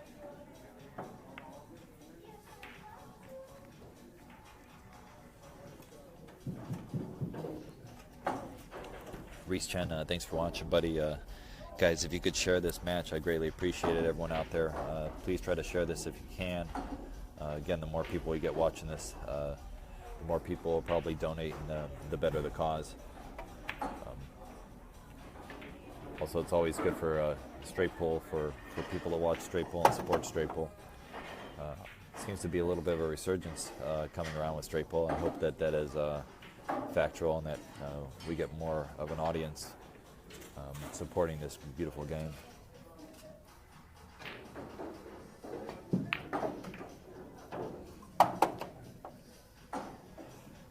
that little nudge there might be the difference between being able to open up the stack and not. He's going to play position on this 10 ball and go back in the stack, and should be able to really facilitate getting a run going.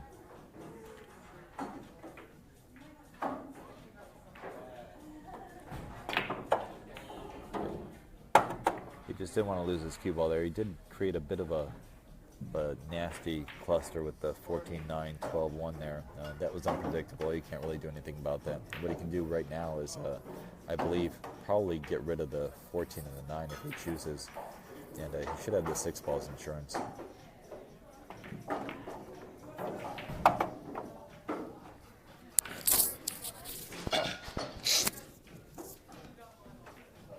Okay, that worked out exceptionally well. He's going to go ahead and play the 12. Probably get rid of these 2 balls on the rail. Maybe not. Yeah, he's decided to go ahead and get rid of those 2 balls. Or at least the 1. I'm not sure if he can kill it for position on the 9 at this point. You'll notice most straight pull players like to group balls, so he'll get all those balls in that area before moving to another area of the table. So he'll try to get rid of the 1 and the 9, and then move forward, maybe take care of the 3, 4, and 5, and then the 6, 2. He does have to decide what he's going to use to get back on this 9 ball, or what he's going to use to get position on a break shot. The 2 may be high enough for a break shot. I can't really tell from here. It looks like it's good. But he's got options here. He's got either the 14 or the 2.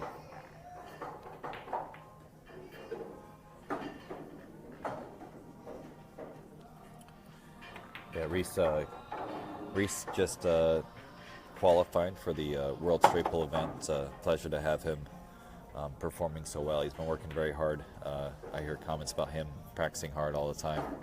One of the only guys that I hear about as much with a strong work ethic as a few people that I share and respect. So all the best goes out to Reese.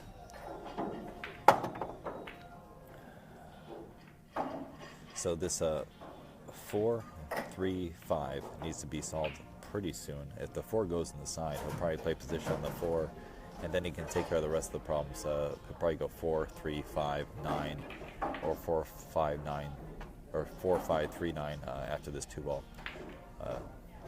Let's see if... Okay, the 4 goes in the corner. He almost got on the 9 there. But he's going to go 4, I believe 3, 5, 9. All right, 5, 3, 9. Same difference. Again, the main key is just to take care of one section at a time and try to clump balls together so you're not moving the cue ball too much and working too hard. From here, you might actually go 3 rails for position, or you can try a 2 rail position. I actually like going the 3 or 4 rail position because it's a little easier to get close to the ball. The way he went, you're shooting to get long on the ball. You will have a pretty straight in shot, but you might be a little long.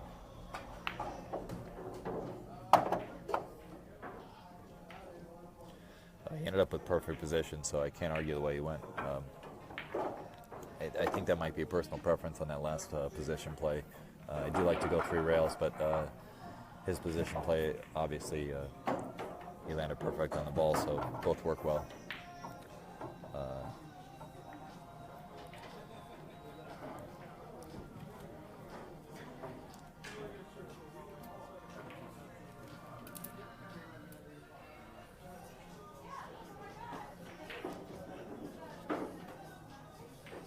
For some reason, I just can't see enough of my screen to see what the last score was.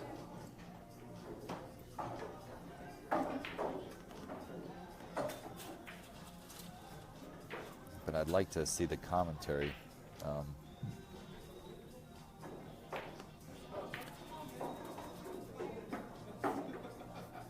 Guys, can anyone just refresh me on what the last score was so I can update the current score, just post the score. It should be plus 14 from what Kevin had before. Kevin was in the lead.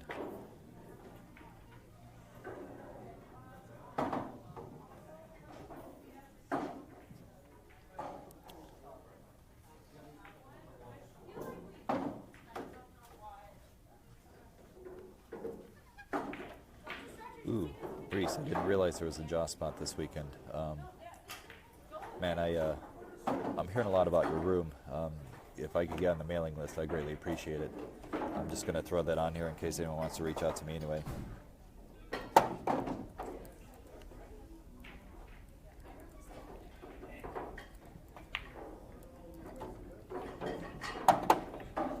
Guys, anyone interested in reaching out to me, there's my email address. Reese, I'll definitely try to consider it. I hadn't planned on it. Actually had a very long work week this week. We just started our straight pool league, so if I can muster up a little bit of rest, I'll be glad to go perform in that. I do like Mike Suglin's events a lot, and I would actually like to check out your room, so I'll see if I can make it out there. Thanks for letting me know.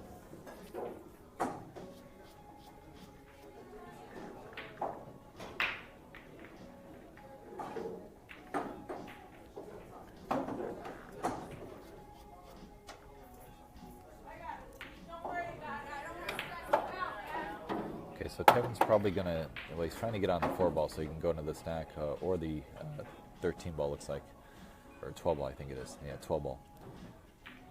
Okay, he's able to go in it off the 12, and actually created 2 break balls, the 12 or the 15. He's probably going to have to take off one of those 2 for his first shot here after opening them all up.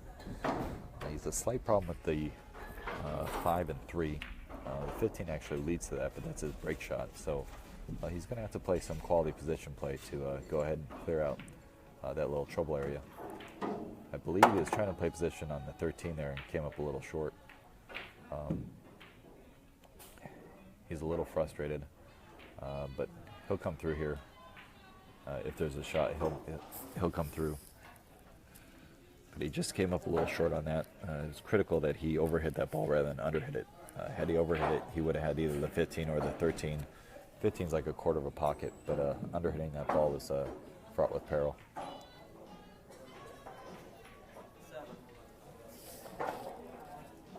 Looks like he has a window between 8 and 13 for the 7. He's calling the 7 here. Yeah, he's still going to playing tough position. He's got to make sure he gets above these 3 balls so he can see the 13 next.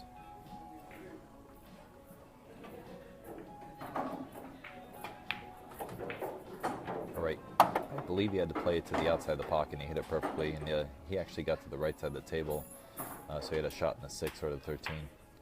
I believe the 13 is a much higher percentage, so he's probably going to go for that first. If he hits this with good speed, he could land on the 3.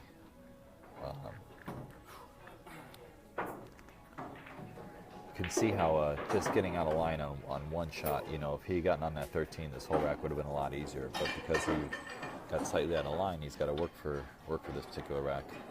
You know, the difference between world-class players and mere mortals is most world-class players, when they do get out of line, they force the recovery. And Kevin, you know, I got to tell you, he's been really good at recovering if he does make a mistake, and really keeping the focus together. Now he's got a couple options with this 8-ball. He could play it in the side, play position on the 15, and off the 15, play position on the 3 in the left corner and push the 5 to the other side of the rack. Maybe leaving the cue ball in the stack, or you might have to come up with something else, but that's the best pattern I see from this particular spot.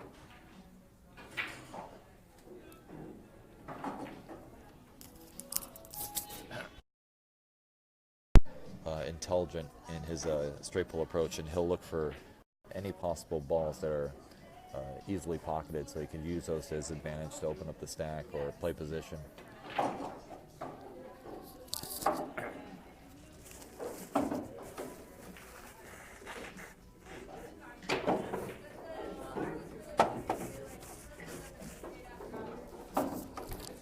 Okay, that was a great shot there. He's able to power through that nicely. A strong play by Kevin.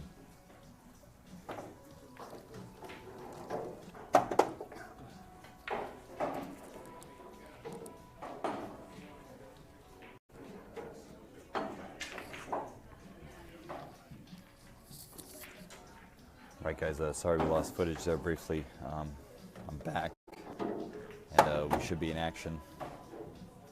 Sorry about that, I had the camera go crooked on me again, so I just had to restart. I think we missed one ball, but again, I was able to get this going again very quickly, so we didn't miss too much.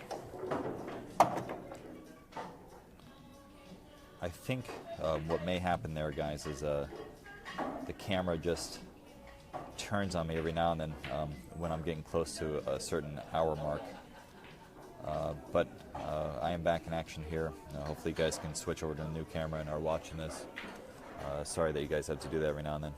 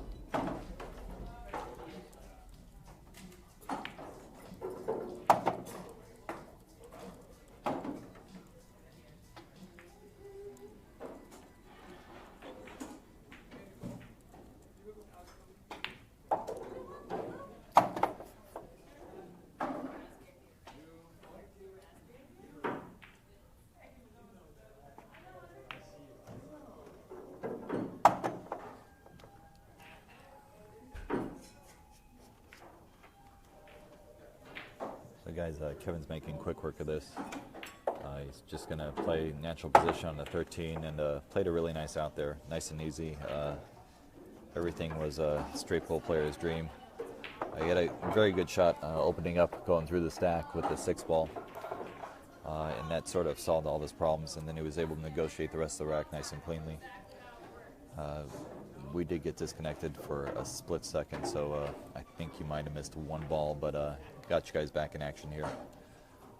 Again, Kevin's in the lead, should be 415 to 305.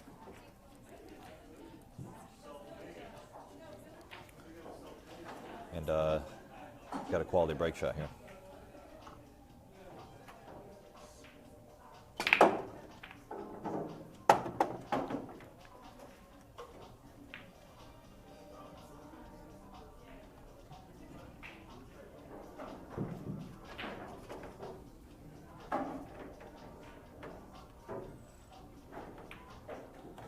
Guys, thanks for switching back over. Sorry I lost you for a second, but I think we may have missed maybe one shot.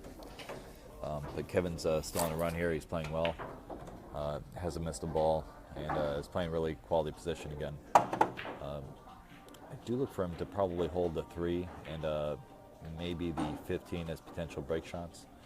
If he's going to do that, the 6 ball is obviously a little bit of a problem, and the 2 ball is a little bit of a problem.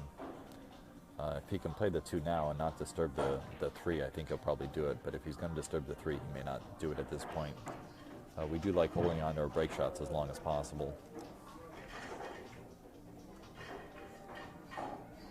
He does have the 12 ball if he doesn't want to worry about that 2 just yet. He could play the 14 as well.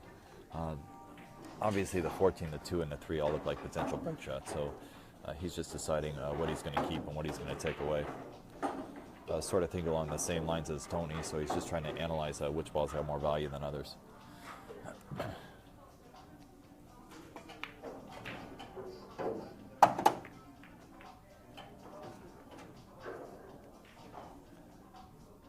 Guys, thank you for tuning in. Again, this is Tony Robles and Kevin Clark. Kevin Clark's at the table. Kevin's getting rid of the 6 ball and probably the 12 and 1. He may actually play the 1 and go into the 8-9. It might develop the 9 a little better than the 2 and 3. Let's see if he does that or if he avoids contacting other balls. Okay, he was able to push that into a little bit more favorable position. He might go ahead and take this 11 since he's got perfect position on it now.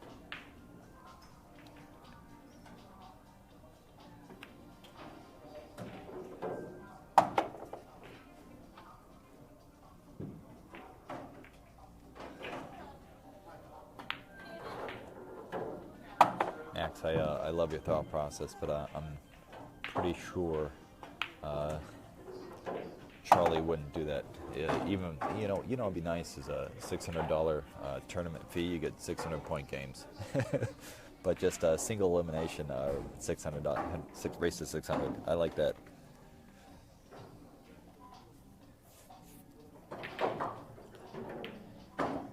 So I actually liked the position the 10 was in there. I would have probably kept it there, but he went ahead and nudged it. It's still in favorable position. I would probably go 8, 12, 10 here and use the 10 as my key ball on the side for the 15-ball break shot. Now, he's got a couple options here, though.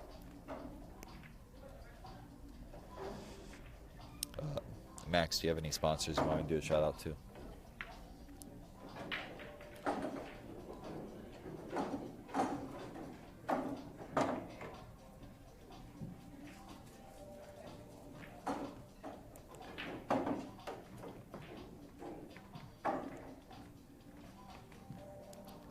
Hey, Eugene, there's a lot of different styles. You'll find that some people like to drop the elbow and some people don't. You can watch great players that are very unconventional in their stroking and mechanics, and after about 40 years of doing any mechanical approach to the game, you'll find that they really are able to perform at a very high level because they maintain the same kind of stroke mechanics. Max Everly, a strong straight pull player, is sponsored by Good Times Billiards in Las Vegas and Mucci Cues. I know a lot of players in the area that play with Mucci. Good equipment, and Max is a good player. Anything we can do to help the sponsors and players connect, we should do that. Tiger Products as well, huh? Got a lot of sponsors there. Max doing well. So Kevin's on a pretty good run here. I unfortunately can't see the score. Last time I tried to check the score, my screen went all haywire and I had to restart the video. You'll notice on that last break shot he hit top inside on that. That was to prevent the cue ball from scratching. It was a very high quality shot there.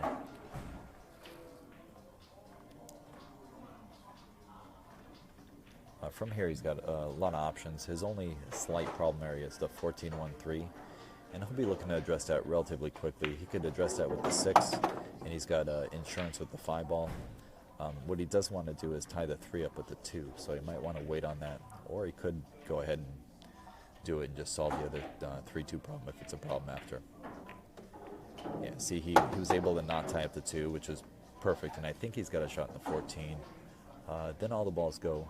Once all the balls go, you just have to start to really plan out your rack. And he's hitting balls a little bit here, but he's just nudging them. He's not pushing them into other difficult situations. So he's solving his problems and not causing congestion.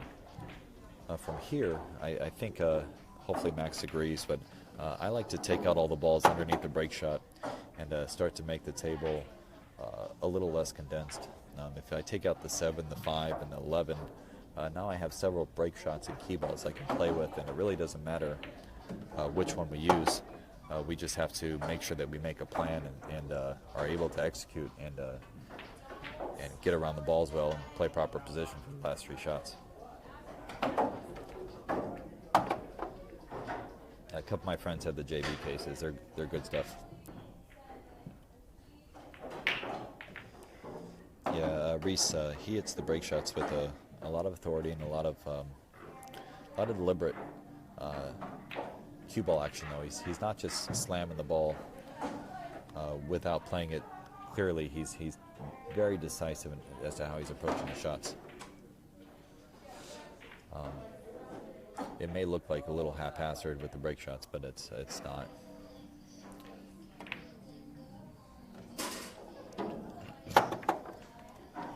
He's leaving this 11 ball linger a little bit.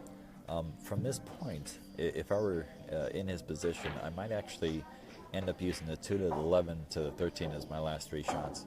Now, I'm not saying he's going to do that, but that is a possible option here. He looks like he wanted to attack the 2, but the 2 takes him towards the 8 or the 12. He can go ahead and do that, but he's going to go ahead and make this a half-table game long ways. I know a lot of good players that like to do that as well. They just try minimizing the cue ball movement by keeping balls on the same side of the table.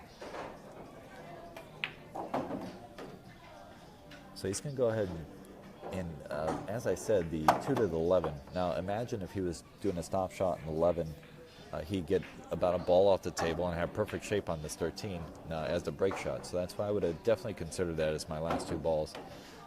From here, he might have to go forward and play either the 12 or the 8 in the side if they go, and then use the 12 or 8 to position for the 13 still.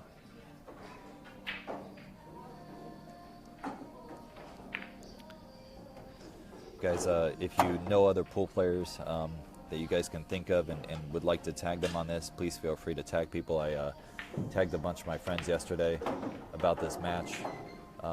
Looks like he's going to use a draw stroke and use the 12 ball. He could also do a draw stroke and use the 13 ball. Both balls are very good break shots. If he uses the 13, he'll use this as a break shot. He would just use a soft follow on the break shot. And what I mean by soft, I mean he wouldn't overpower it. But if he uses the 12 ball, he can approach the stack like he did the last break shot and really just fire it off those top 2 balls. A lot of guys really like the 12 ball a little better than the 13.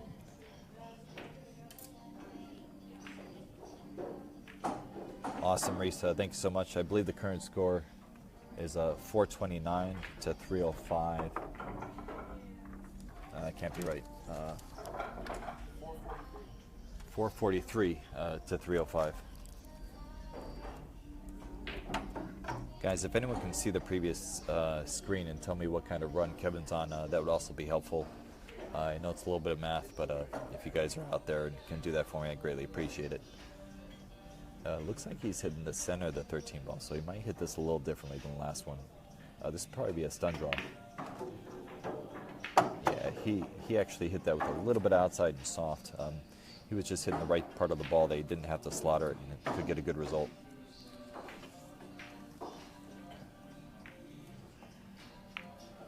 So it looks like Kevin's currently on a 42 ball run. Thanks, Reese. I appreciate that, man.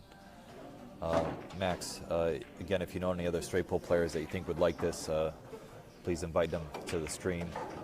Reese, you as well. And I saw you do a shout out to Jason. If Jason Shaw is watching this, miss seeing you around, man. There was a time when Tony had the Predator Tour, and it was a pro tour along with the amateur tour, and Jason Shaw was coming regularly, just sort of coaching all of us, all those pool players out here, and it was awesome. He's a good guy and a great player. Back to the ranch here. I think Kevin might have to shoot the 2-up table unless he's got the 6 ball. If he's got the 6, he's got some reasonable options, but the 2 ball's fraught with peril, so I think he can spin the 6 in. Yeah, good shot from Kevin there. He might have even gotten on a 10, which would be ideal. If not, he's got the 13 or the 2 ball. Or the 11. Looks like the 11's wired, so he's going to go ahead and call the 11. He's got the 8 ball as a potential break shot, and if he doesn't like it 100%, he can tickle it over a little bit. Yeah, he decided to tickle it over a little bit, make it a better break shot. Solid shot there by Kevin. Good read. And Kevin is just so strong at the combos, and they really do eliminate a lot of problems with the rack. Now, you see that 3 ball you just shot off, that was just outside the rack, so the 13-3 would have been a nice key ball, 13 ball, break ball, 3 ball, but he's going to probably use this 8 ball instead. He will at some point probably have to go into the 1 ball to open those balls up, or play position for the 10 ball.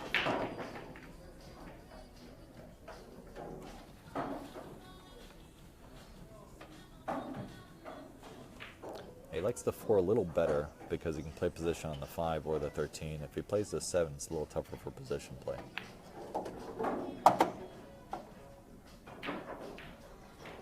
Okay, so Kevin's comboing strength is going to help him out with this problem with the 110. He's going to go ahead and combo this in.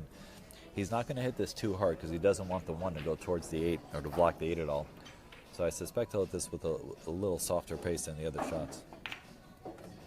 Yeah, he kept the 1 clear of the 8, and the 1 will probably be his key ball now. So he saw his options, but he's probably going to go 13-7. Well, he may go 13-1, 7, 8. He's double-crossed me a little here. I'm sure he's got a good plan. Looks like a 7-5-1. Okay, he's going to swing 2 rails around for position on the 1 here. You can either go forward 2 rails or back 2 rails.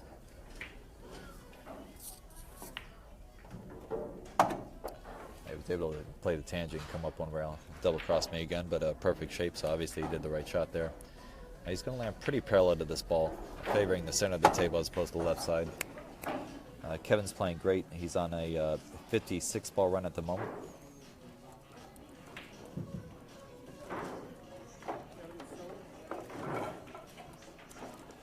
Current score should be 457 to 305.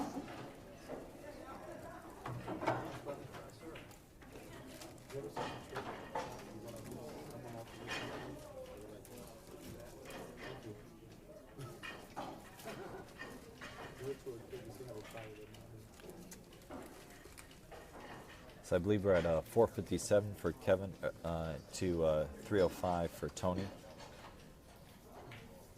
And Kevin's currently on a 56 ball run.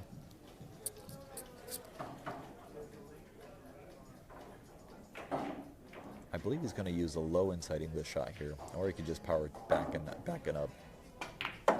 Okay, use the low inside English. He actually used low outside English there. That's a little uncharacteristic, I think, from my perspective on that shot. A lot of guys like to use inside English on that particular play because it opens up the balls a little better, but end up with a really good result, so I may try that moving forward. A little easier to pocket with the outside English than the inside English. Guys, I'm sorry if my voice seems a little scratchy. I have enjoyed watching this match yesterday and today, so I've been doing commentary for 2 days now. About 5 hours yesterday straight, so I usually don't talk that much, but I do love doing these commentaries and helping guys understand what's going on and sort of how they're thinking. He's playing a tough combination shot here.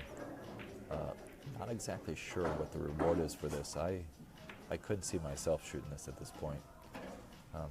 I'd be much more likely to shoot the 10, play position on the 15, maybe the 7, and then the 14, and get on this 2, or, yeah, but I'd play from here as 10, 15, 7, 14, come around for the 2 off the 14, and use that as a break shot. I just didn't see anything positive coming from that shot that he just took. It was a little bit of a lower percentage shot for me, but Kevin, again, is such a strong combo player that he's got zero fear when it comes to combos. Now what he could do here is he could play the 14, go into the stack, or play position with the 10 to go ahead and play another combo on the 215. I think he's opted for the 215 combo. Now what he doesn't want to do is tie up the 215, so this is a little touchy. Let's see how he handles this. Okay, he was able to keep the 2 off the 11, and now he can probably go into the 3 and have the 2 as insurance. And I suspect he'll do that right here. He'll go into the 3, I'll the 2 or the 14 as insurance, both balls.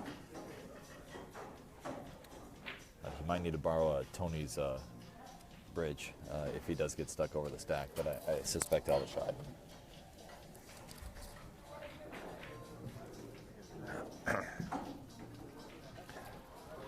Okay, if Kevin's going to take a break and drink some liquid, I'm going to do the same. So Kevin's playing some good pool here. Tony's also been playing some good pool. One thing about straight pool, you have to be able to handle the chair well. Call it the electric chair for a good reason.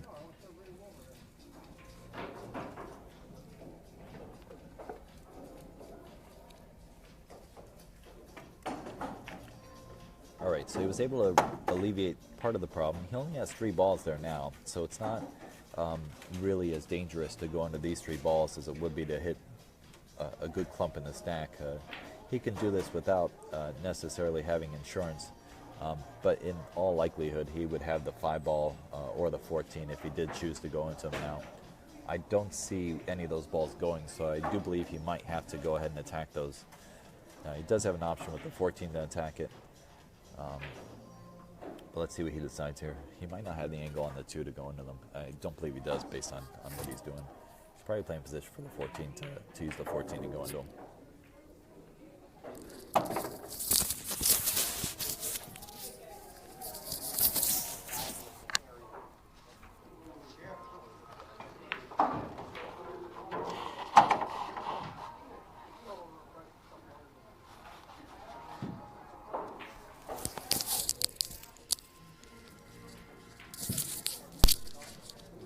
So this is where Tony's amazing bridge would be of high value.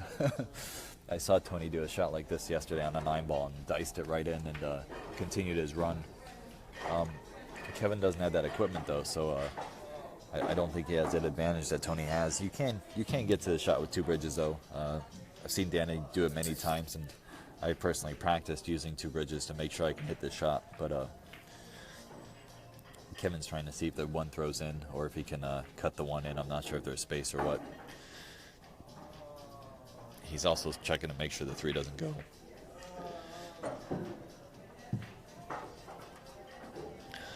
I'll tell you what though, this shot in the 2, it's an edge-to-edge cut shot. And surprisingly, these shots come up in straight pull, and I like to hit these a lot. Tony and I had a match a little while ago, and I went for some very steep cut shots like this and was able to make them.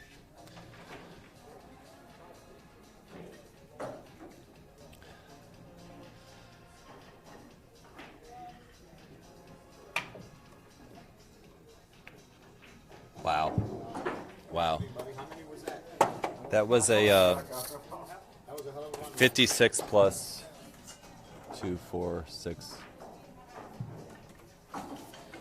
I think it was like a 65. Kevin, I think that was like a 65 ball run.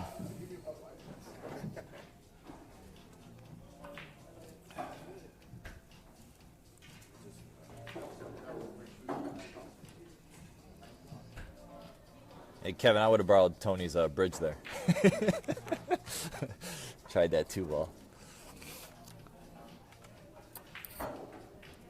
It was a good shot he tried on the 1. He barely missed it. It rattled up. He pocketed a 13 inadvertently in the side. Nice shooting by Kevin, though. He's just keeping the heat on Tony. Tony's constantly playing catch-up, so Tony's got to put a strong run to regain control of this match and give himself a chance to win here.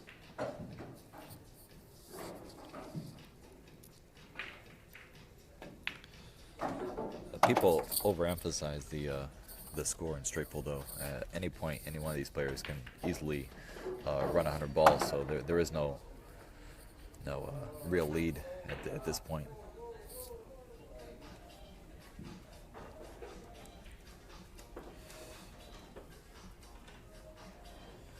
Guys, if any of you guys can go ahead and share this online with other viewers, I'd greatly appreciate it. We're trying to generate some funds for the victims in Puerto Rico and Florida.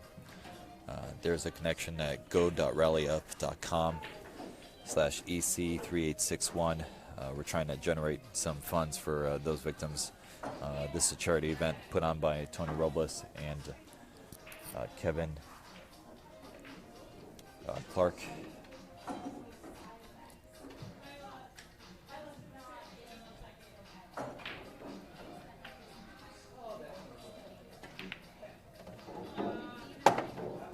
Okay, so Tony's opting probably to use the 9 ball as a break shot.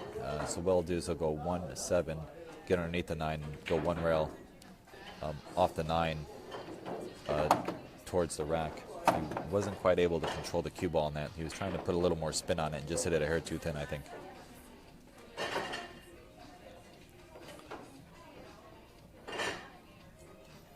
Guys, I'm going to go ahead and update the video. Gary, I do believe the video is working on my end. It looks to be going strong here. I can see it on my screen, so you may just have to update your video briefly, or maybe restart your computer. So it looks like Kevin's going to play for a spot shot position on the break shot. And that's a head spot break shot position.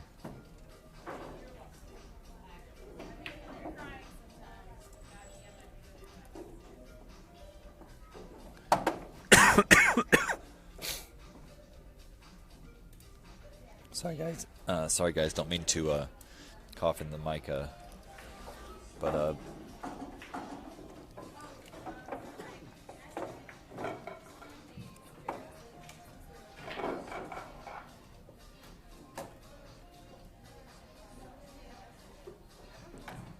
I wish I could see the score. Reese, could you just update me this score, please? I think Tony ran 1 or 2 balls there. I don't have the stats in front of me.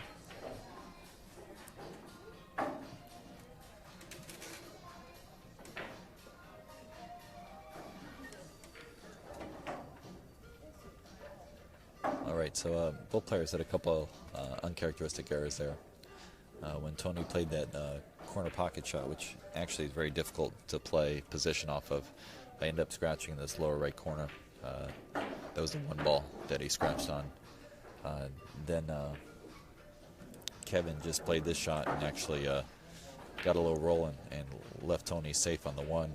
Tony's massaying this shot. If he's shooting it, he believes he can make it. Wow. Incredible shot by Tony.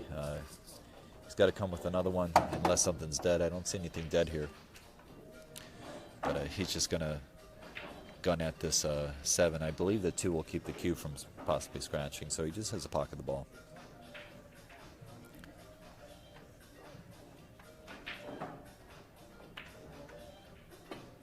All right, good shot by Tony. Slightly tentative, but I think he has a shot in a 3.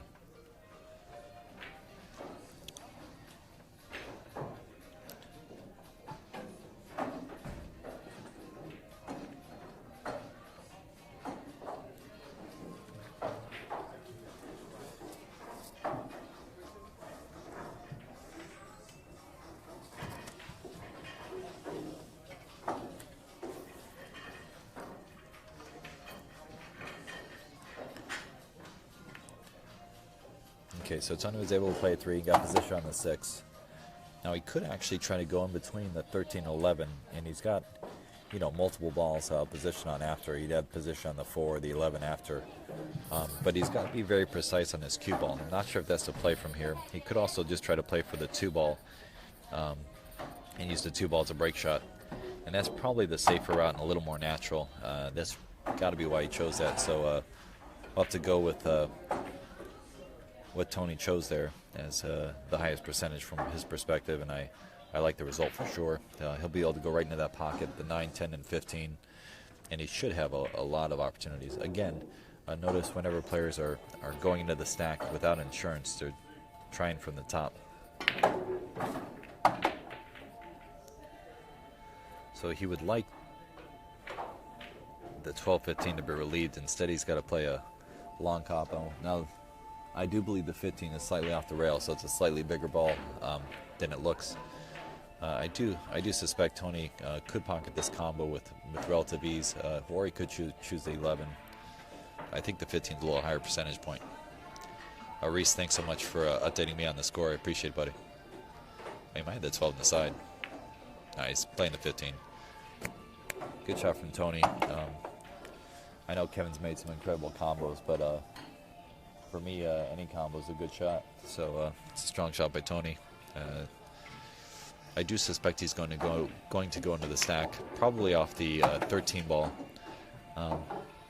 or he could play position on these balls and use either the 6 or the 9. But I think the 13 tangent with a little bit of draw will put him right into the 10, open up the rest of those balls. He should have the 4 ball after. All right, good shot there, and he's perfect on the 4 and probably developed the 11 nicely there.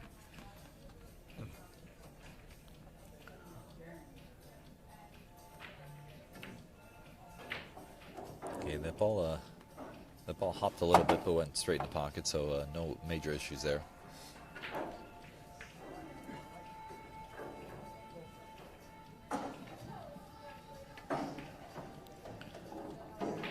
Okay, Tony played position on the 9. Tony is probably going to use the 5 ball as his key ball for the 11. Tony does do this a lot, and I actually like it, the way he does it. I'm just not as skilled as him as doing it. He definitely likes to use the 5 ball though more than other guys.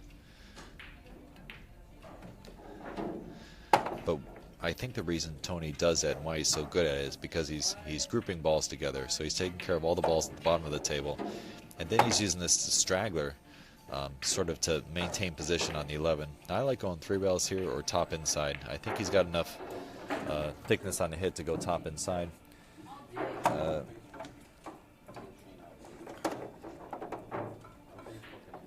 Tony, was that all your rack? Was that all you?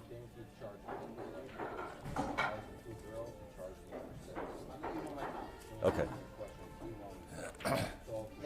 Okay. Current score is 469 to 320, T?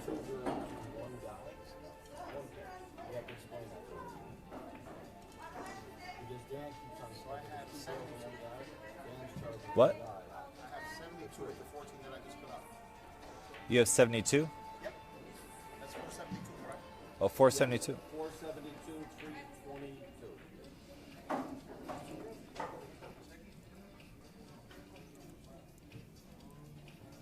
All right, guys. Current score is 472 to 322. Just check with Tony and Kevin. We might have had a slight mishap, Reese. Sorry about that. All right. So Tony, unfortunately, scratched on the break shot. It's a little rough. 467. 467 Yeah, sorry. to 322. Yeah. All right, that's okay. Perfect.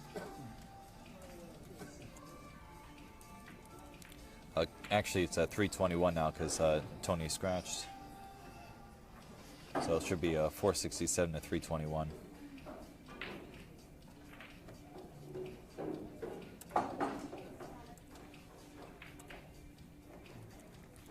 Guys, I'm just going to post that for you guys. I'm going to delete this last one so that we have the right one up, guys. Sorry about that. All right, so the current score is 467 to 321. And we're back in action here with Kevin shooting. Kevin's going to check, make sure none of those balls are dead, but it looks like he's probably going to use the 12 to the 5. And maybe draw off the 5 into the balls and use the 13 as insurance. I think that's the play here. Draw right into the 4 ball and use the 13 as insurance. All right. Good shot there. He's got insurance with the 13, like we said. And he's also got... he's in a little bit of a pickle here. He's got to probably use top inside, play position on the 11. Or he may choose to shoot the 11 now. I think playing the...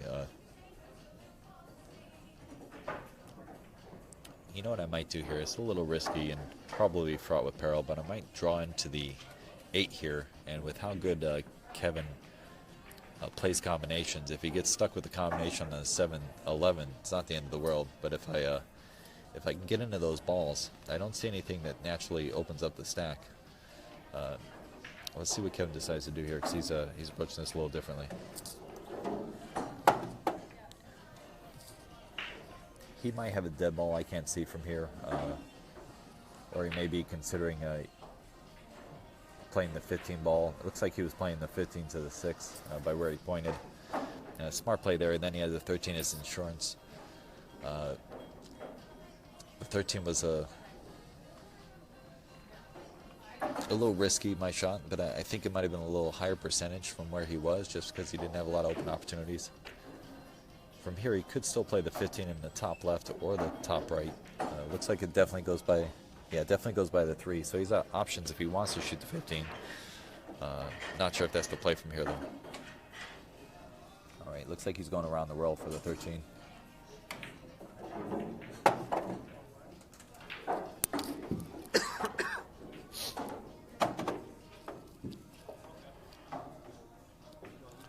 All right, so both players have scratched. A couple uncharacteristic scratches for these guys, but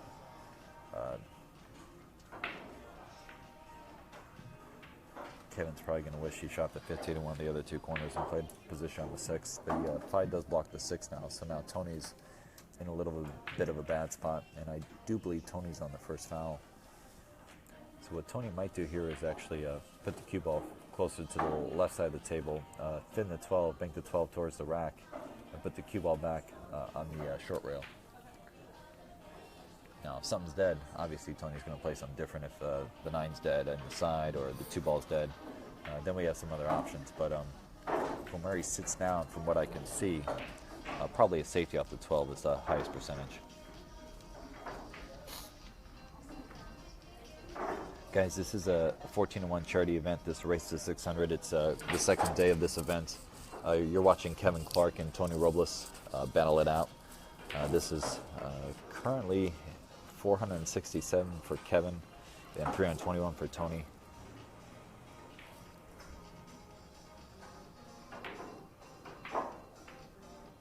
And Kevin is sponsored by Clark-v-Billiards and Art Amiss Tattoo Removal. Tony Robles is sponsored by the NAPL League, Predator, and of course Amsterdam Billiards. I myself am also sponsored by Jacoby Custom Cues, Predator as well, and Kamui Products. All of our sponsors help us to play this amazing game and provide you guys with some entertainment here. I do believe Tony's playing something different. Maybe the 5 balls. He's playing a 5 ball. So apparently the 5's dead off the 15-6-5 combo. Good shot, T. So Tony was able to get out of that little scenario, and I believe the 6 might go now, or maybe the 4's dead. Now, if one of those balls is dead, he can play the 6 and have the 15 as insurance. That would pretty much solve all his problems. And you know, Tony needs to put down a number as quickly as possible here to intimidate Kevin a little bit. Even though, from what I've seen, Kevin's not easy to intimidate.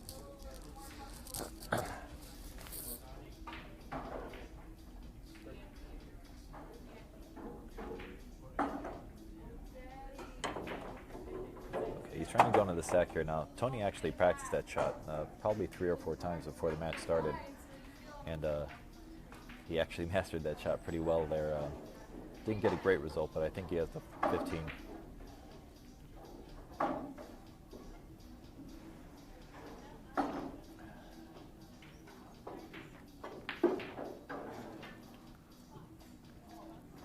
think he's debating where to cut it, in the right pocket or the left pocket.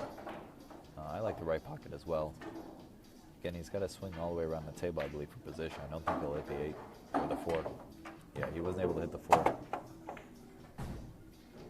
And let's see if he gets any love. He might have a shot in the 8 in the side. It looks like he might have a shot in the 8 in the side. If so, if he could shoot the 8 in the side, he might be able to play position on the 4. Not sure.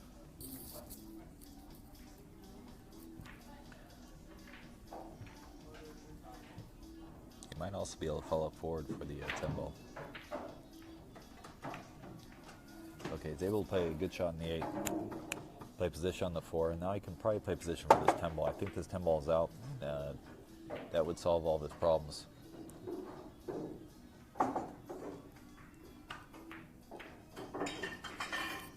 Yeah, I agree, Steve. That was some pretty strong shots he played there.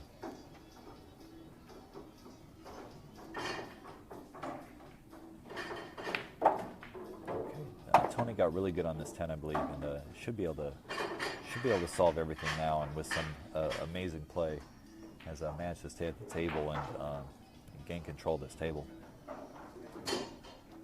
He might even create a break ball with the 3-ball. Yeah, there it is. The 3-ball land in position, and the 9-ball land in position. He's gonna end up using the 9 because the 3's his only shot. He's got to play a 3-6 combo here.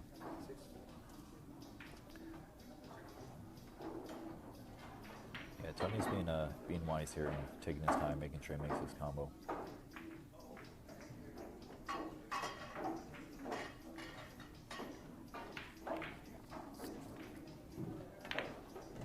All right, great shot from Tony. He got some really tough outs there, and you know, like I said before, sometimes the racks just force you to play either incredible or dog it, and you know, Tony's a guy that just doesn't dog it, so he was able to get out of that horrific situation. Now, unfortunately, this is not a very favorable position to get on this 9-ball, but his 9-ball is the best break shot from here. He might have to go 3-14-2. He would like to go 3-2-14.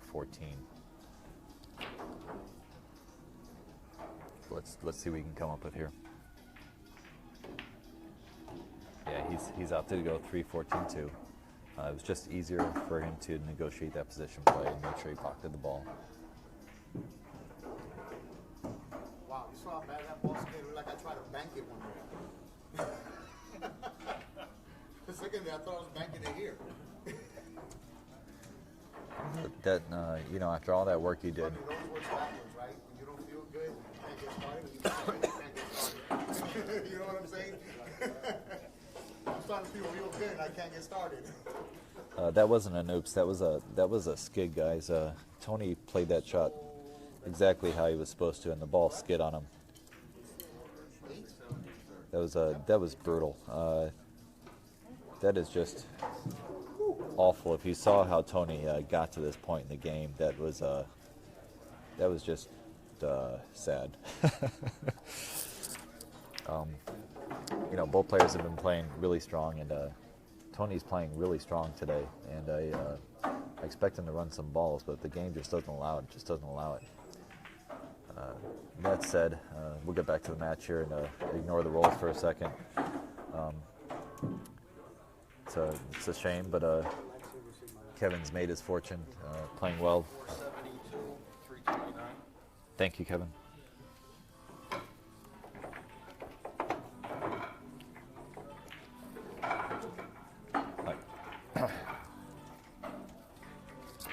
So a skid, since the viewers are asking, is where there's some sort of friction between the cue ball and the object ball, and it takes a turn that's not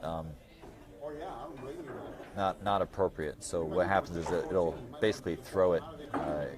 Can be like 15 degrees or something absurd sometimes, like what just happened to Tony. But that's a shame when that happens, because that sort of destroys the beauty of the game at times.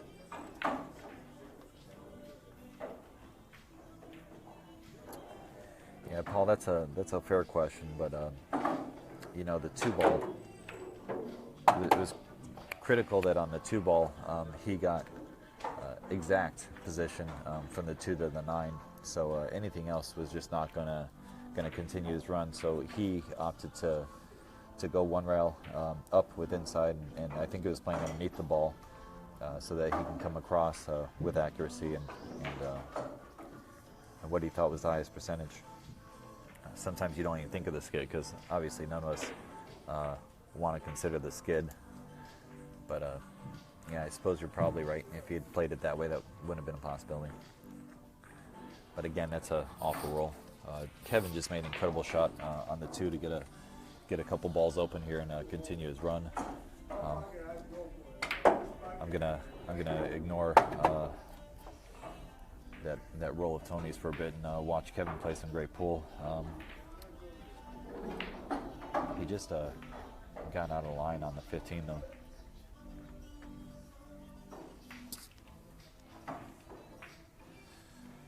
Guys, both players are amazing players, so I don't like to see bad rolls for any guys playing here.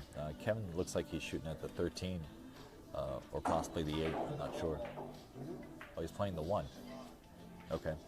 So there's a carom off the 3, 4, 9. 9's caromming, or the 4 ball's caromming off the 9, and cutting the 1 ball in. So this is an amazing read by Kevin, and you can see his cue ball is almost frozen to the rail. He doesn't want to shoot the 12 ball because it has no value.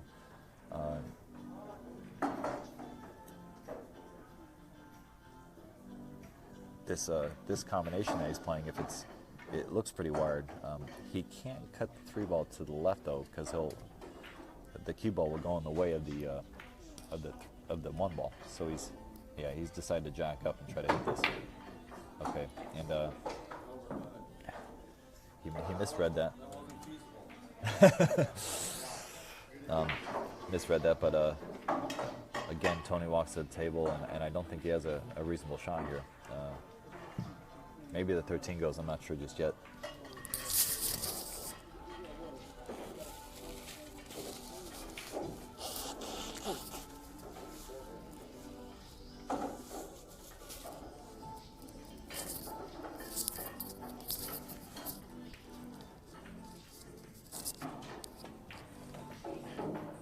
So I'm pretty sure Tony was playing to go into the 7 there, and lost his cue ball a little bit.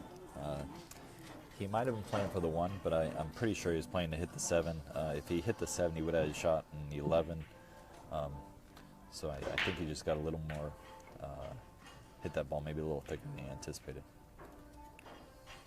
Or maybe he played position on the 1 on completely false. I don't know. We'll never know.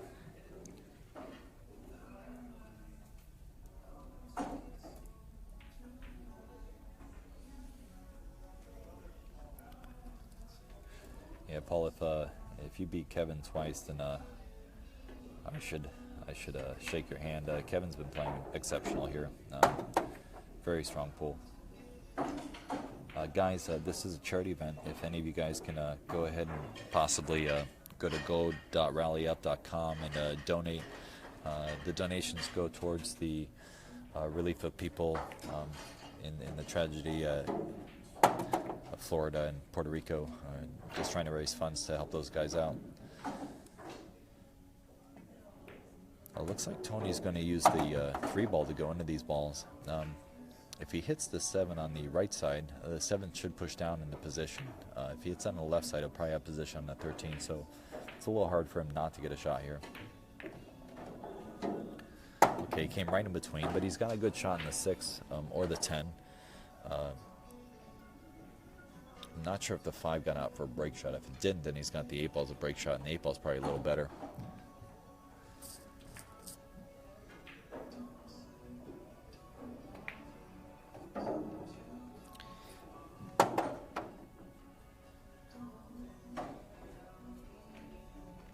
Guys, currently Kevin Clark's ahead by about 100 balls. I don't have the score in front of me at the moment, but I'll get it to you guys after this inning. All you straight pull lovers, please feel free to share this. I'd appreciate it if you could. Again, Tony and Kevin are trying to generate some donations to a good cause. If you guys, any of you guys out there are interested in helping out those people in Florida or Puerto Rico, please feel free to donate or share. You know, if you can share this to more people, maybe some other people will donate. Okay, so from here, the 9 ball is definitely not a good key ball. So I personally would play the 6-9 and get rid of that situation. Looks like Tony's going to lead that 9 though till the end. And like I said, Tony does do this much better than anyone else I know. Most guys try to make this a table game as quickly as possible.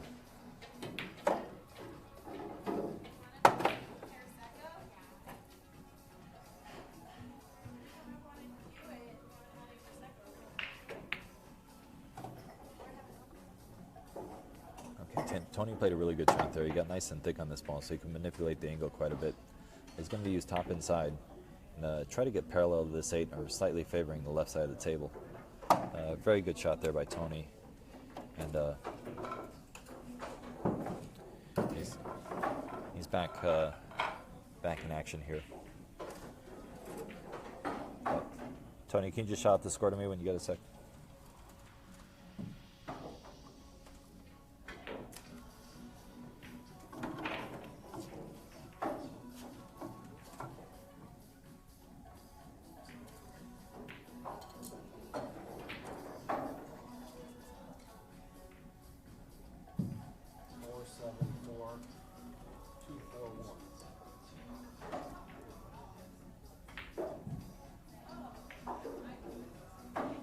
Sorry. 341. Gotcha. I was gonna say I didn't know I was spotting my brain. That's pretty strong, man. He spotted 200 ball under 100. How strong is that? That's pretty strong, man.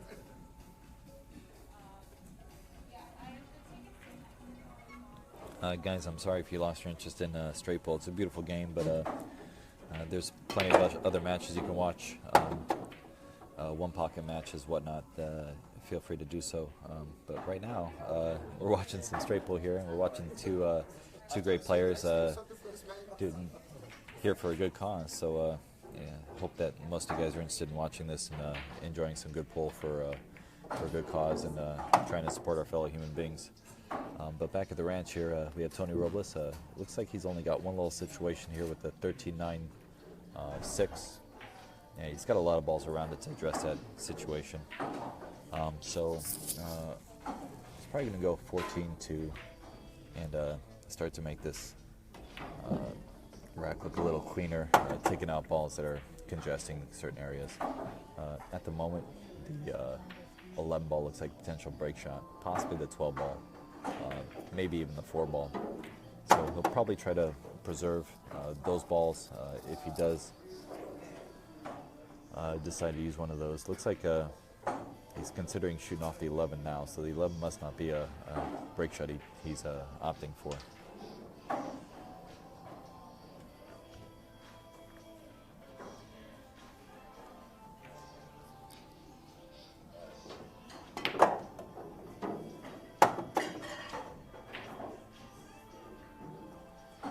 Tony put a beast of a stroke on that, and it just didn't seem to want to go around for him. But he's got a good shot here on the 7, and they'll have a position on either the 1 or the 10 after this shot. So he's all right here. He's just got to bear down, make sure he stays focused.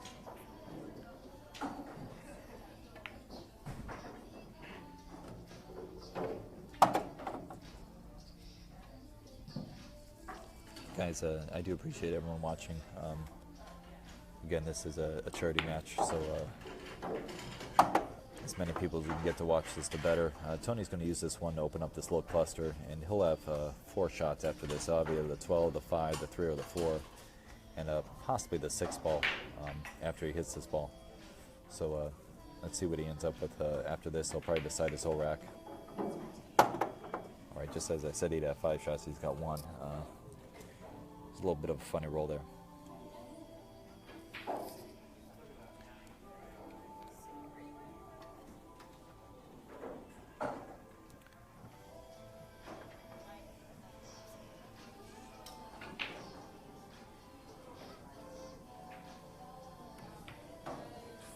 Tony played a strong shot there, had to jack up a little to make that ball.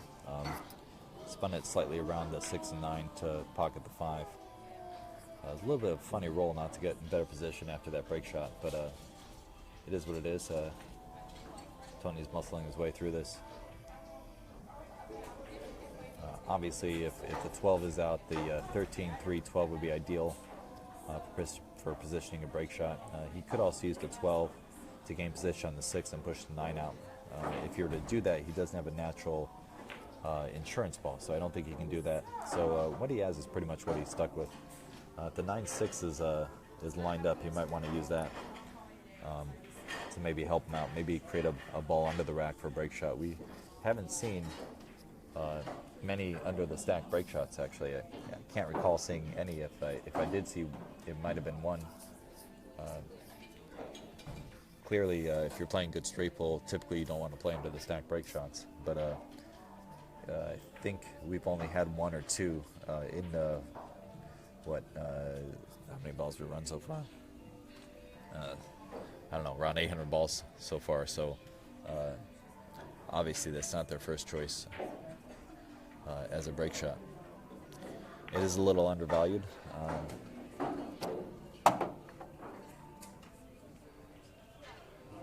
As a break shot.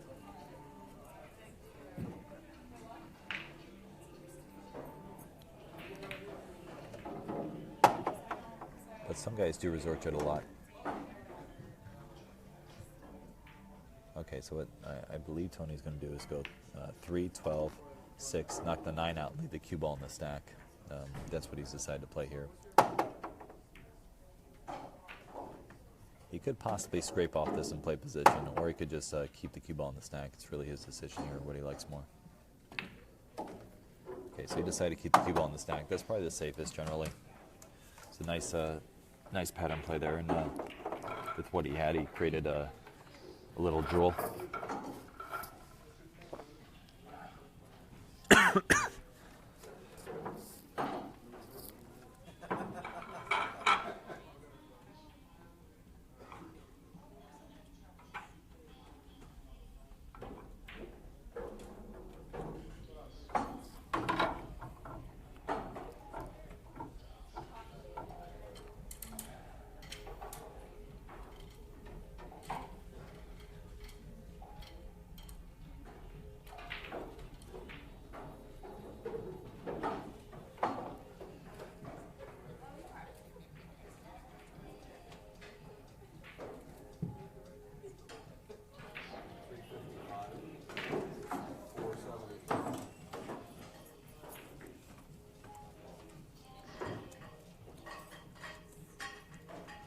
Guys, at some point I'm going to have to get a scorecard up for these kind of matches. I'm struggling to make this easy for the players. So Tony did have a nice angle on that he created with the ball in hand, and was able to pocket the ball and at a soft speed and have almost all the balls open up. He has a slight congestion with the 4 balls in the rack area, the 6, the 1, the 8, the 12. But overall, no real issues here. He's going to have to play a reasonable position off this 10 ball. Probably the easiest thing would be play position on the 13 ball. Let's see what he decides from here. He could also fall all the way up for the 3, 14. Okay, he's got both options here.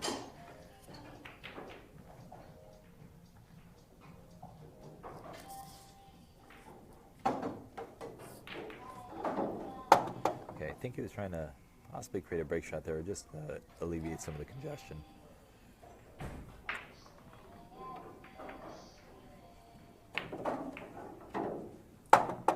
You know, I was going to say that was pretty safe to go there, but I did actually see that carom scratch, and I'm sure Tony did too. He just felt like the risk was worth the reward. He knew he'd have shots on the 14 or the 3, and I think he tried to play speed to prevent that possibility, but it did loom large, and I'm sure he's glad that shot's over.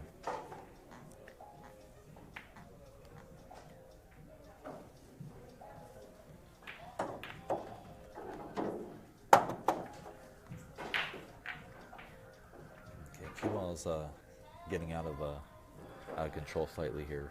Tony's probably going to focus a little more on his contact point, the cue ball, and just make sure that he's very deliberate about the direction he's going.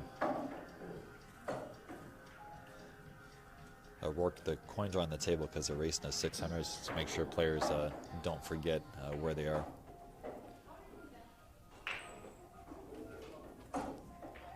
Steve, thanks for watching, man. If you have any recommendations or anything you see, please feel free to pipe in. Obviously,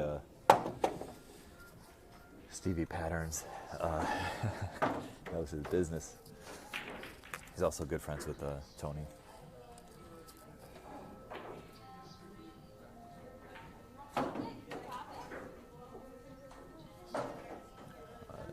Tony was able to get rid of this 15, which is a major problem. He might be able to play the 6 next and alleviate this 1-8. That would solve all the other problems, because then the 13 and the 2 both go in the left corner. He could also just play the position on the 13 and 2, and then play the 4, and then play position on the 1 instead of going into it. But he opted to go into it there.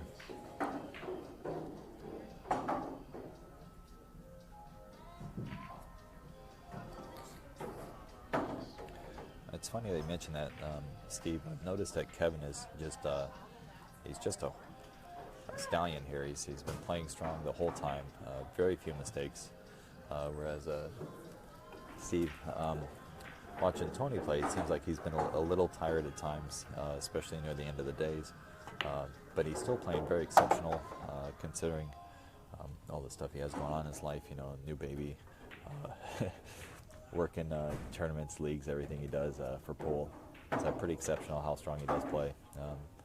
Tony is by no means done with his career. He's been torturing a lot of us players in the area for years, and exceptional human being and exceptional player. Okay, looks like he played position on the 1, and I think he got pretty good on it, where he can. He's probably going to swing 2 rails and play position on the 14 or the 13 next. Maybe he can draw 1 rail out. Yeah, he's able to draw 1 rail out. He had options there, and he's sitting pretty good.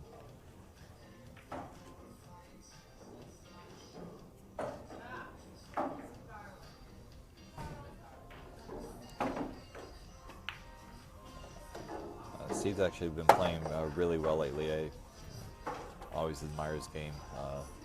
Last couple of times I've seen him at the table, he's been torturing his opponent or myself. So everyone in New York knows Steve Lipsky all too well.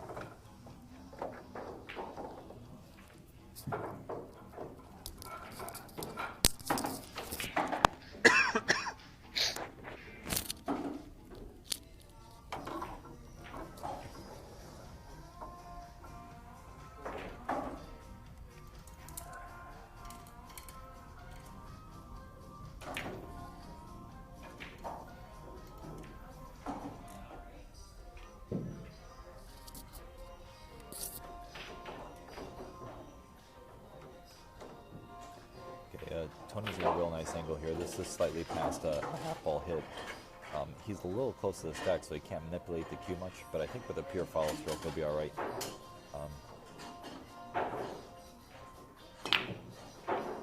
Might go in, might go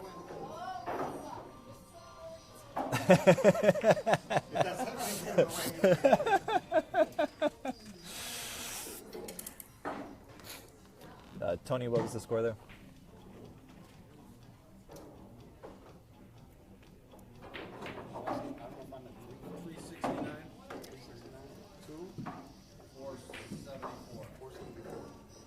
Guys, I'm going to grab a piece of paper so I can keep track of the score. I'll be right back.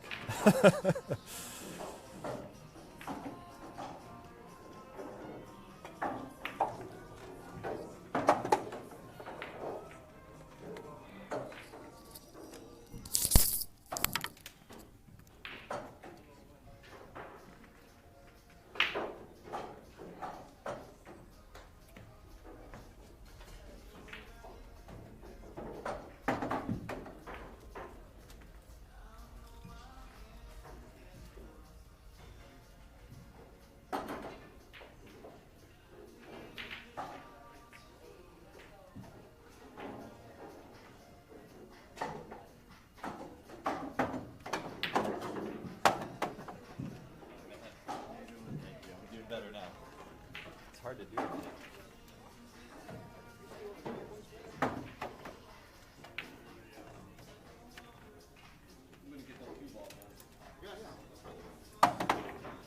you want to towel, Kevin, or are you all right? Do you want a towel? No, I got it. Thank you, Mark.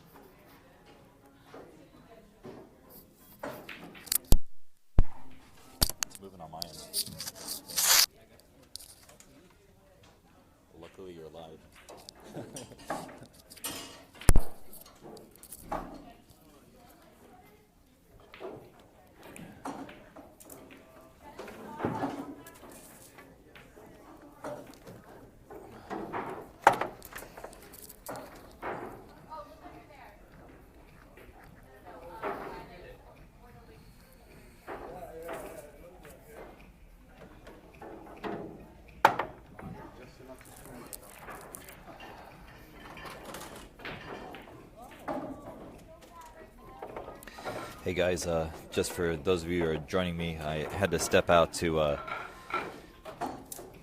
grab a piece of paper so I keep the score better for these guys. So I believe we're at 371 to 487. Kevin's lead. And I'll try to keep better score for you guys. Trying to do commentary and keep score and keep the world happy.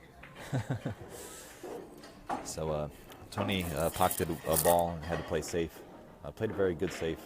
Kevin could play the 6 ball if he's feeling froggy. Very tough shot though. Go ahead and plug this score in for you guys. 487 to 371 at the start of the rack. Kevin, thanks for joining me. Looks like Kevin took an intentional foul.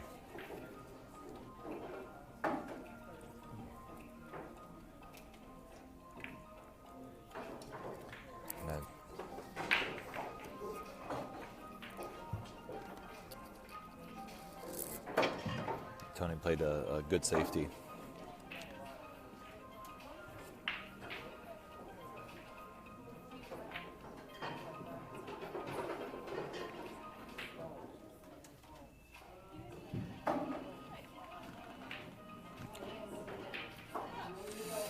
Steve Lipsky, you're a gem. Steve Kurtz, you're a gem too. Thanks for watching, guys. Current score is 46 to 372. Tony and Kevin are in a little safety battle here. Both players have been seeing a lot of high quality, sort of difficult dead balls or combination shots.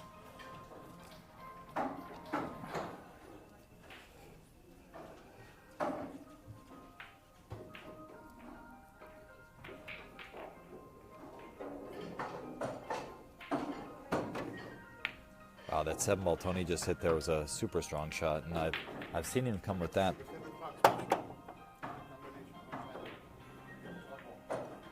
I've seen him play that shot several times and come up ahead there. Tony plays that with a very high probability. Tony's calling the 12 ball here. He should open up most of the stack. It's a good shot there and solves problems. He's only got 4 balls left now in the stack area. He still has to create a break ball unless the 2 balls are.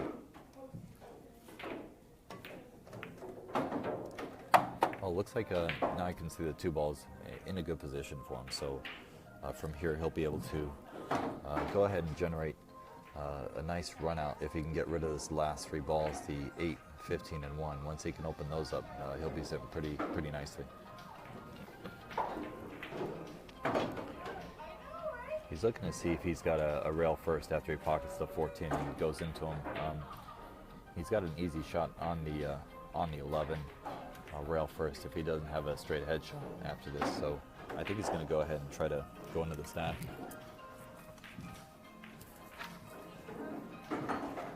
Guys, does look like this screen. Sorry. Screen just turned on me, Tony. Sorry about that.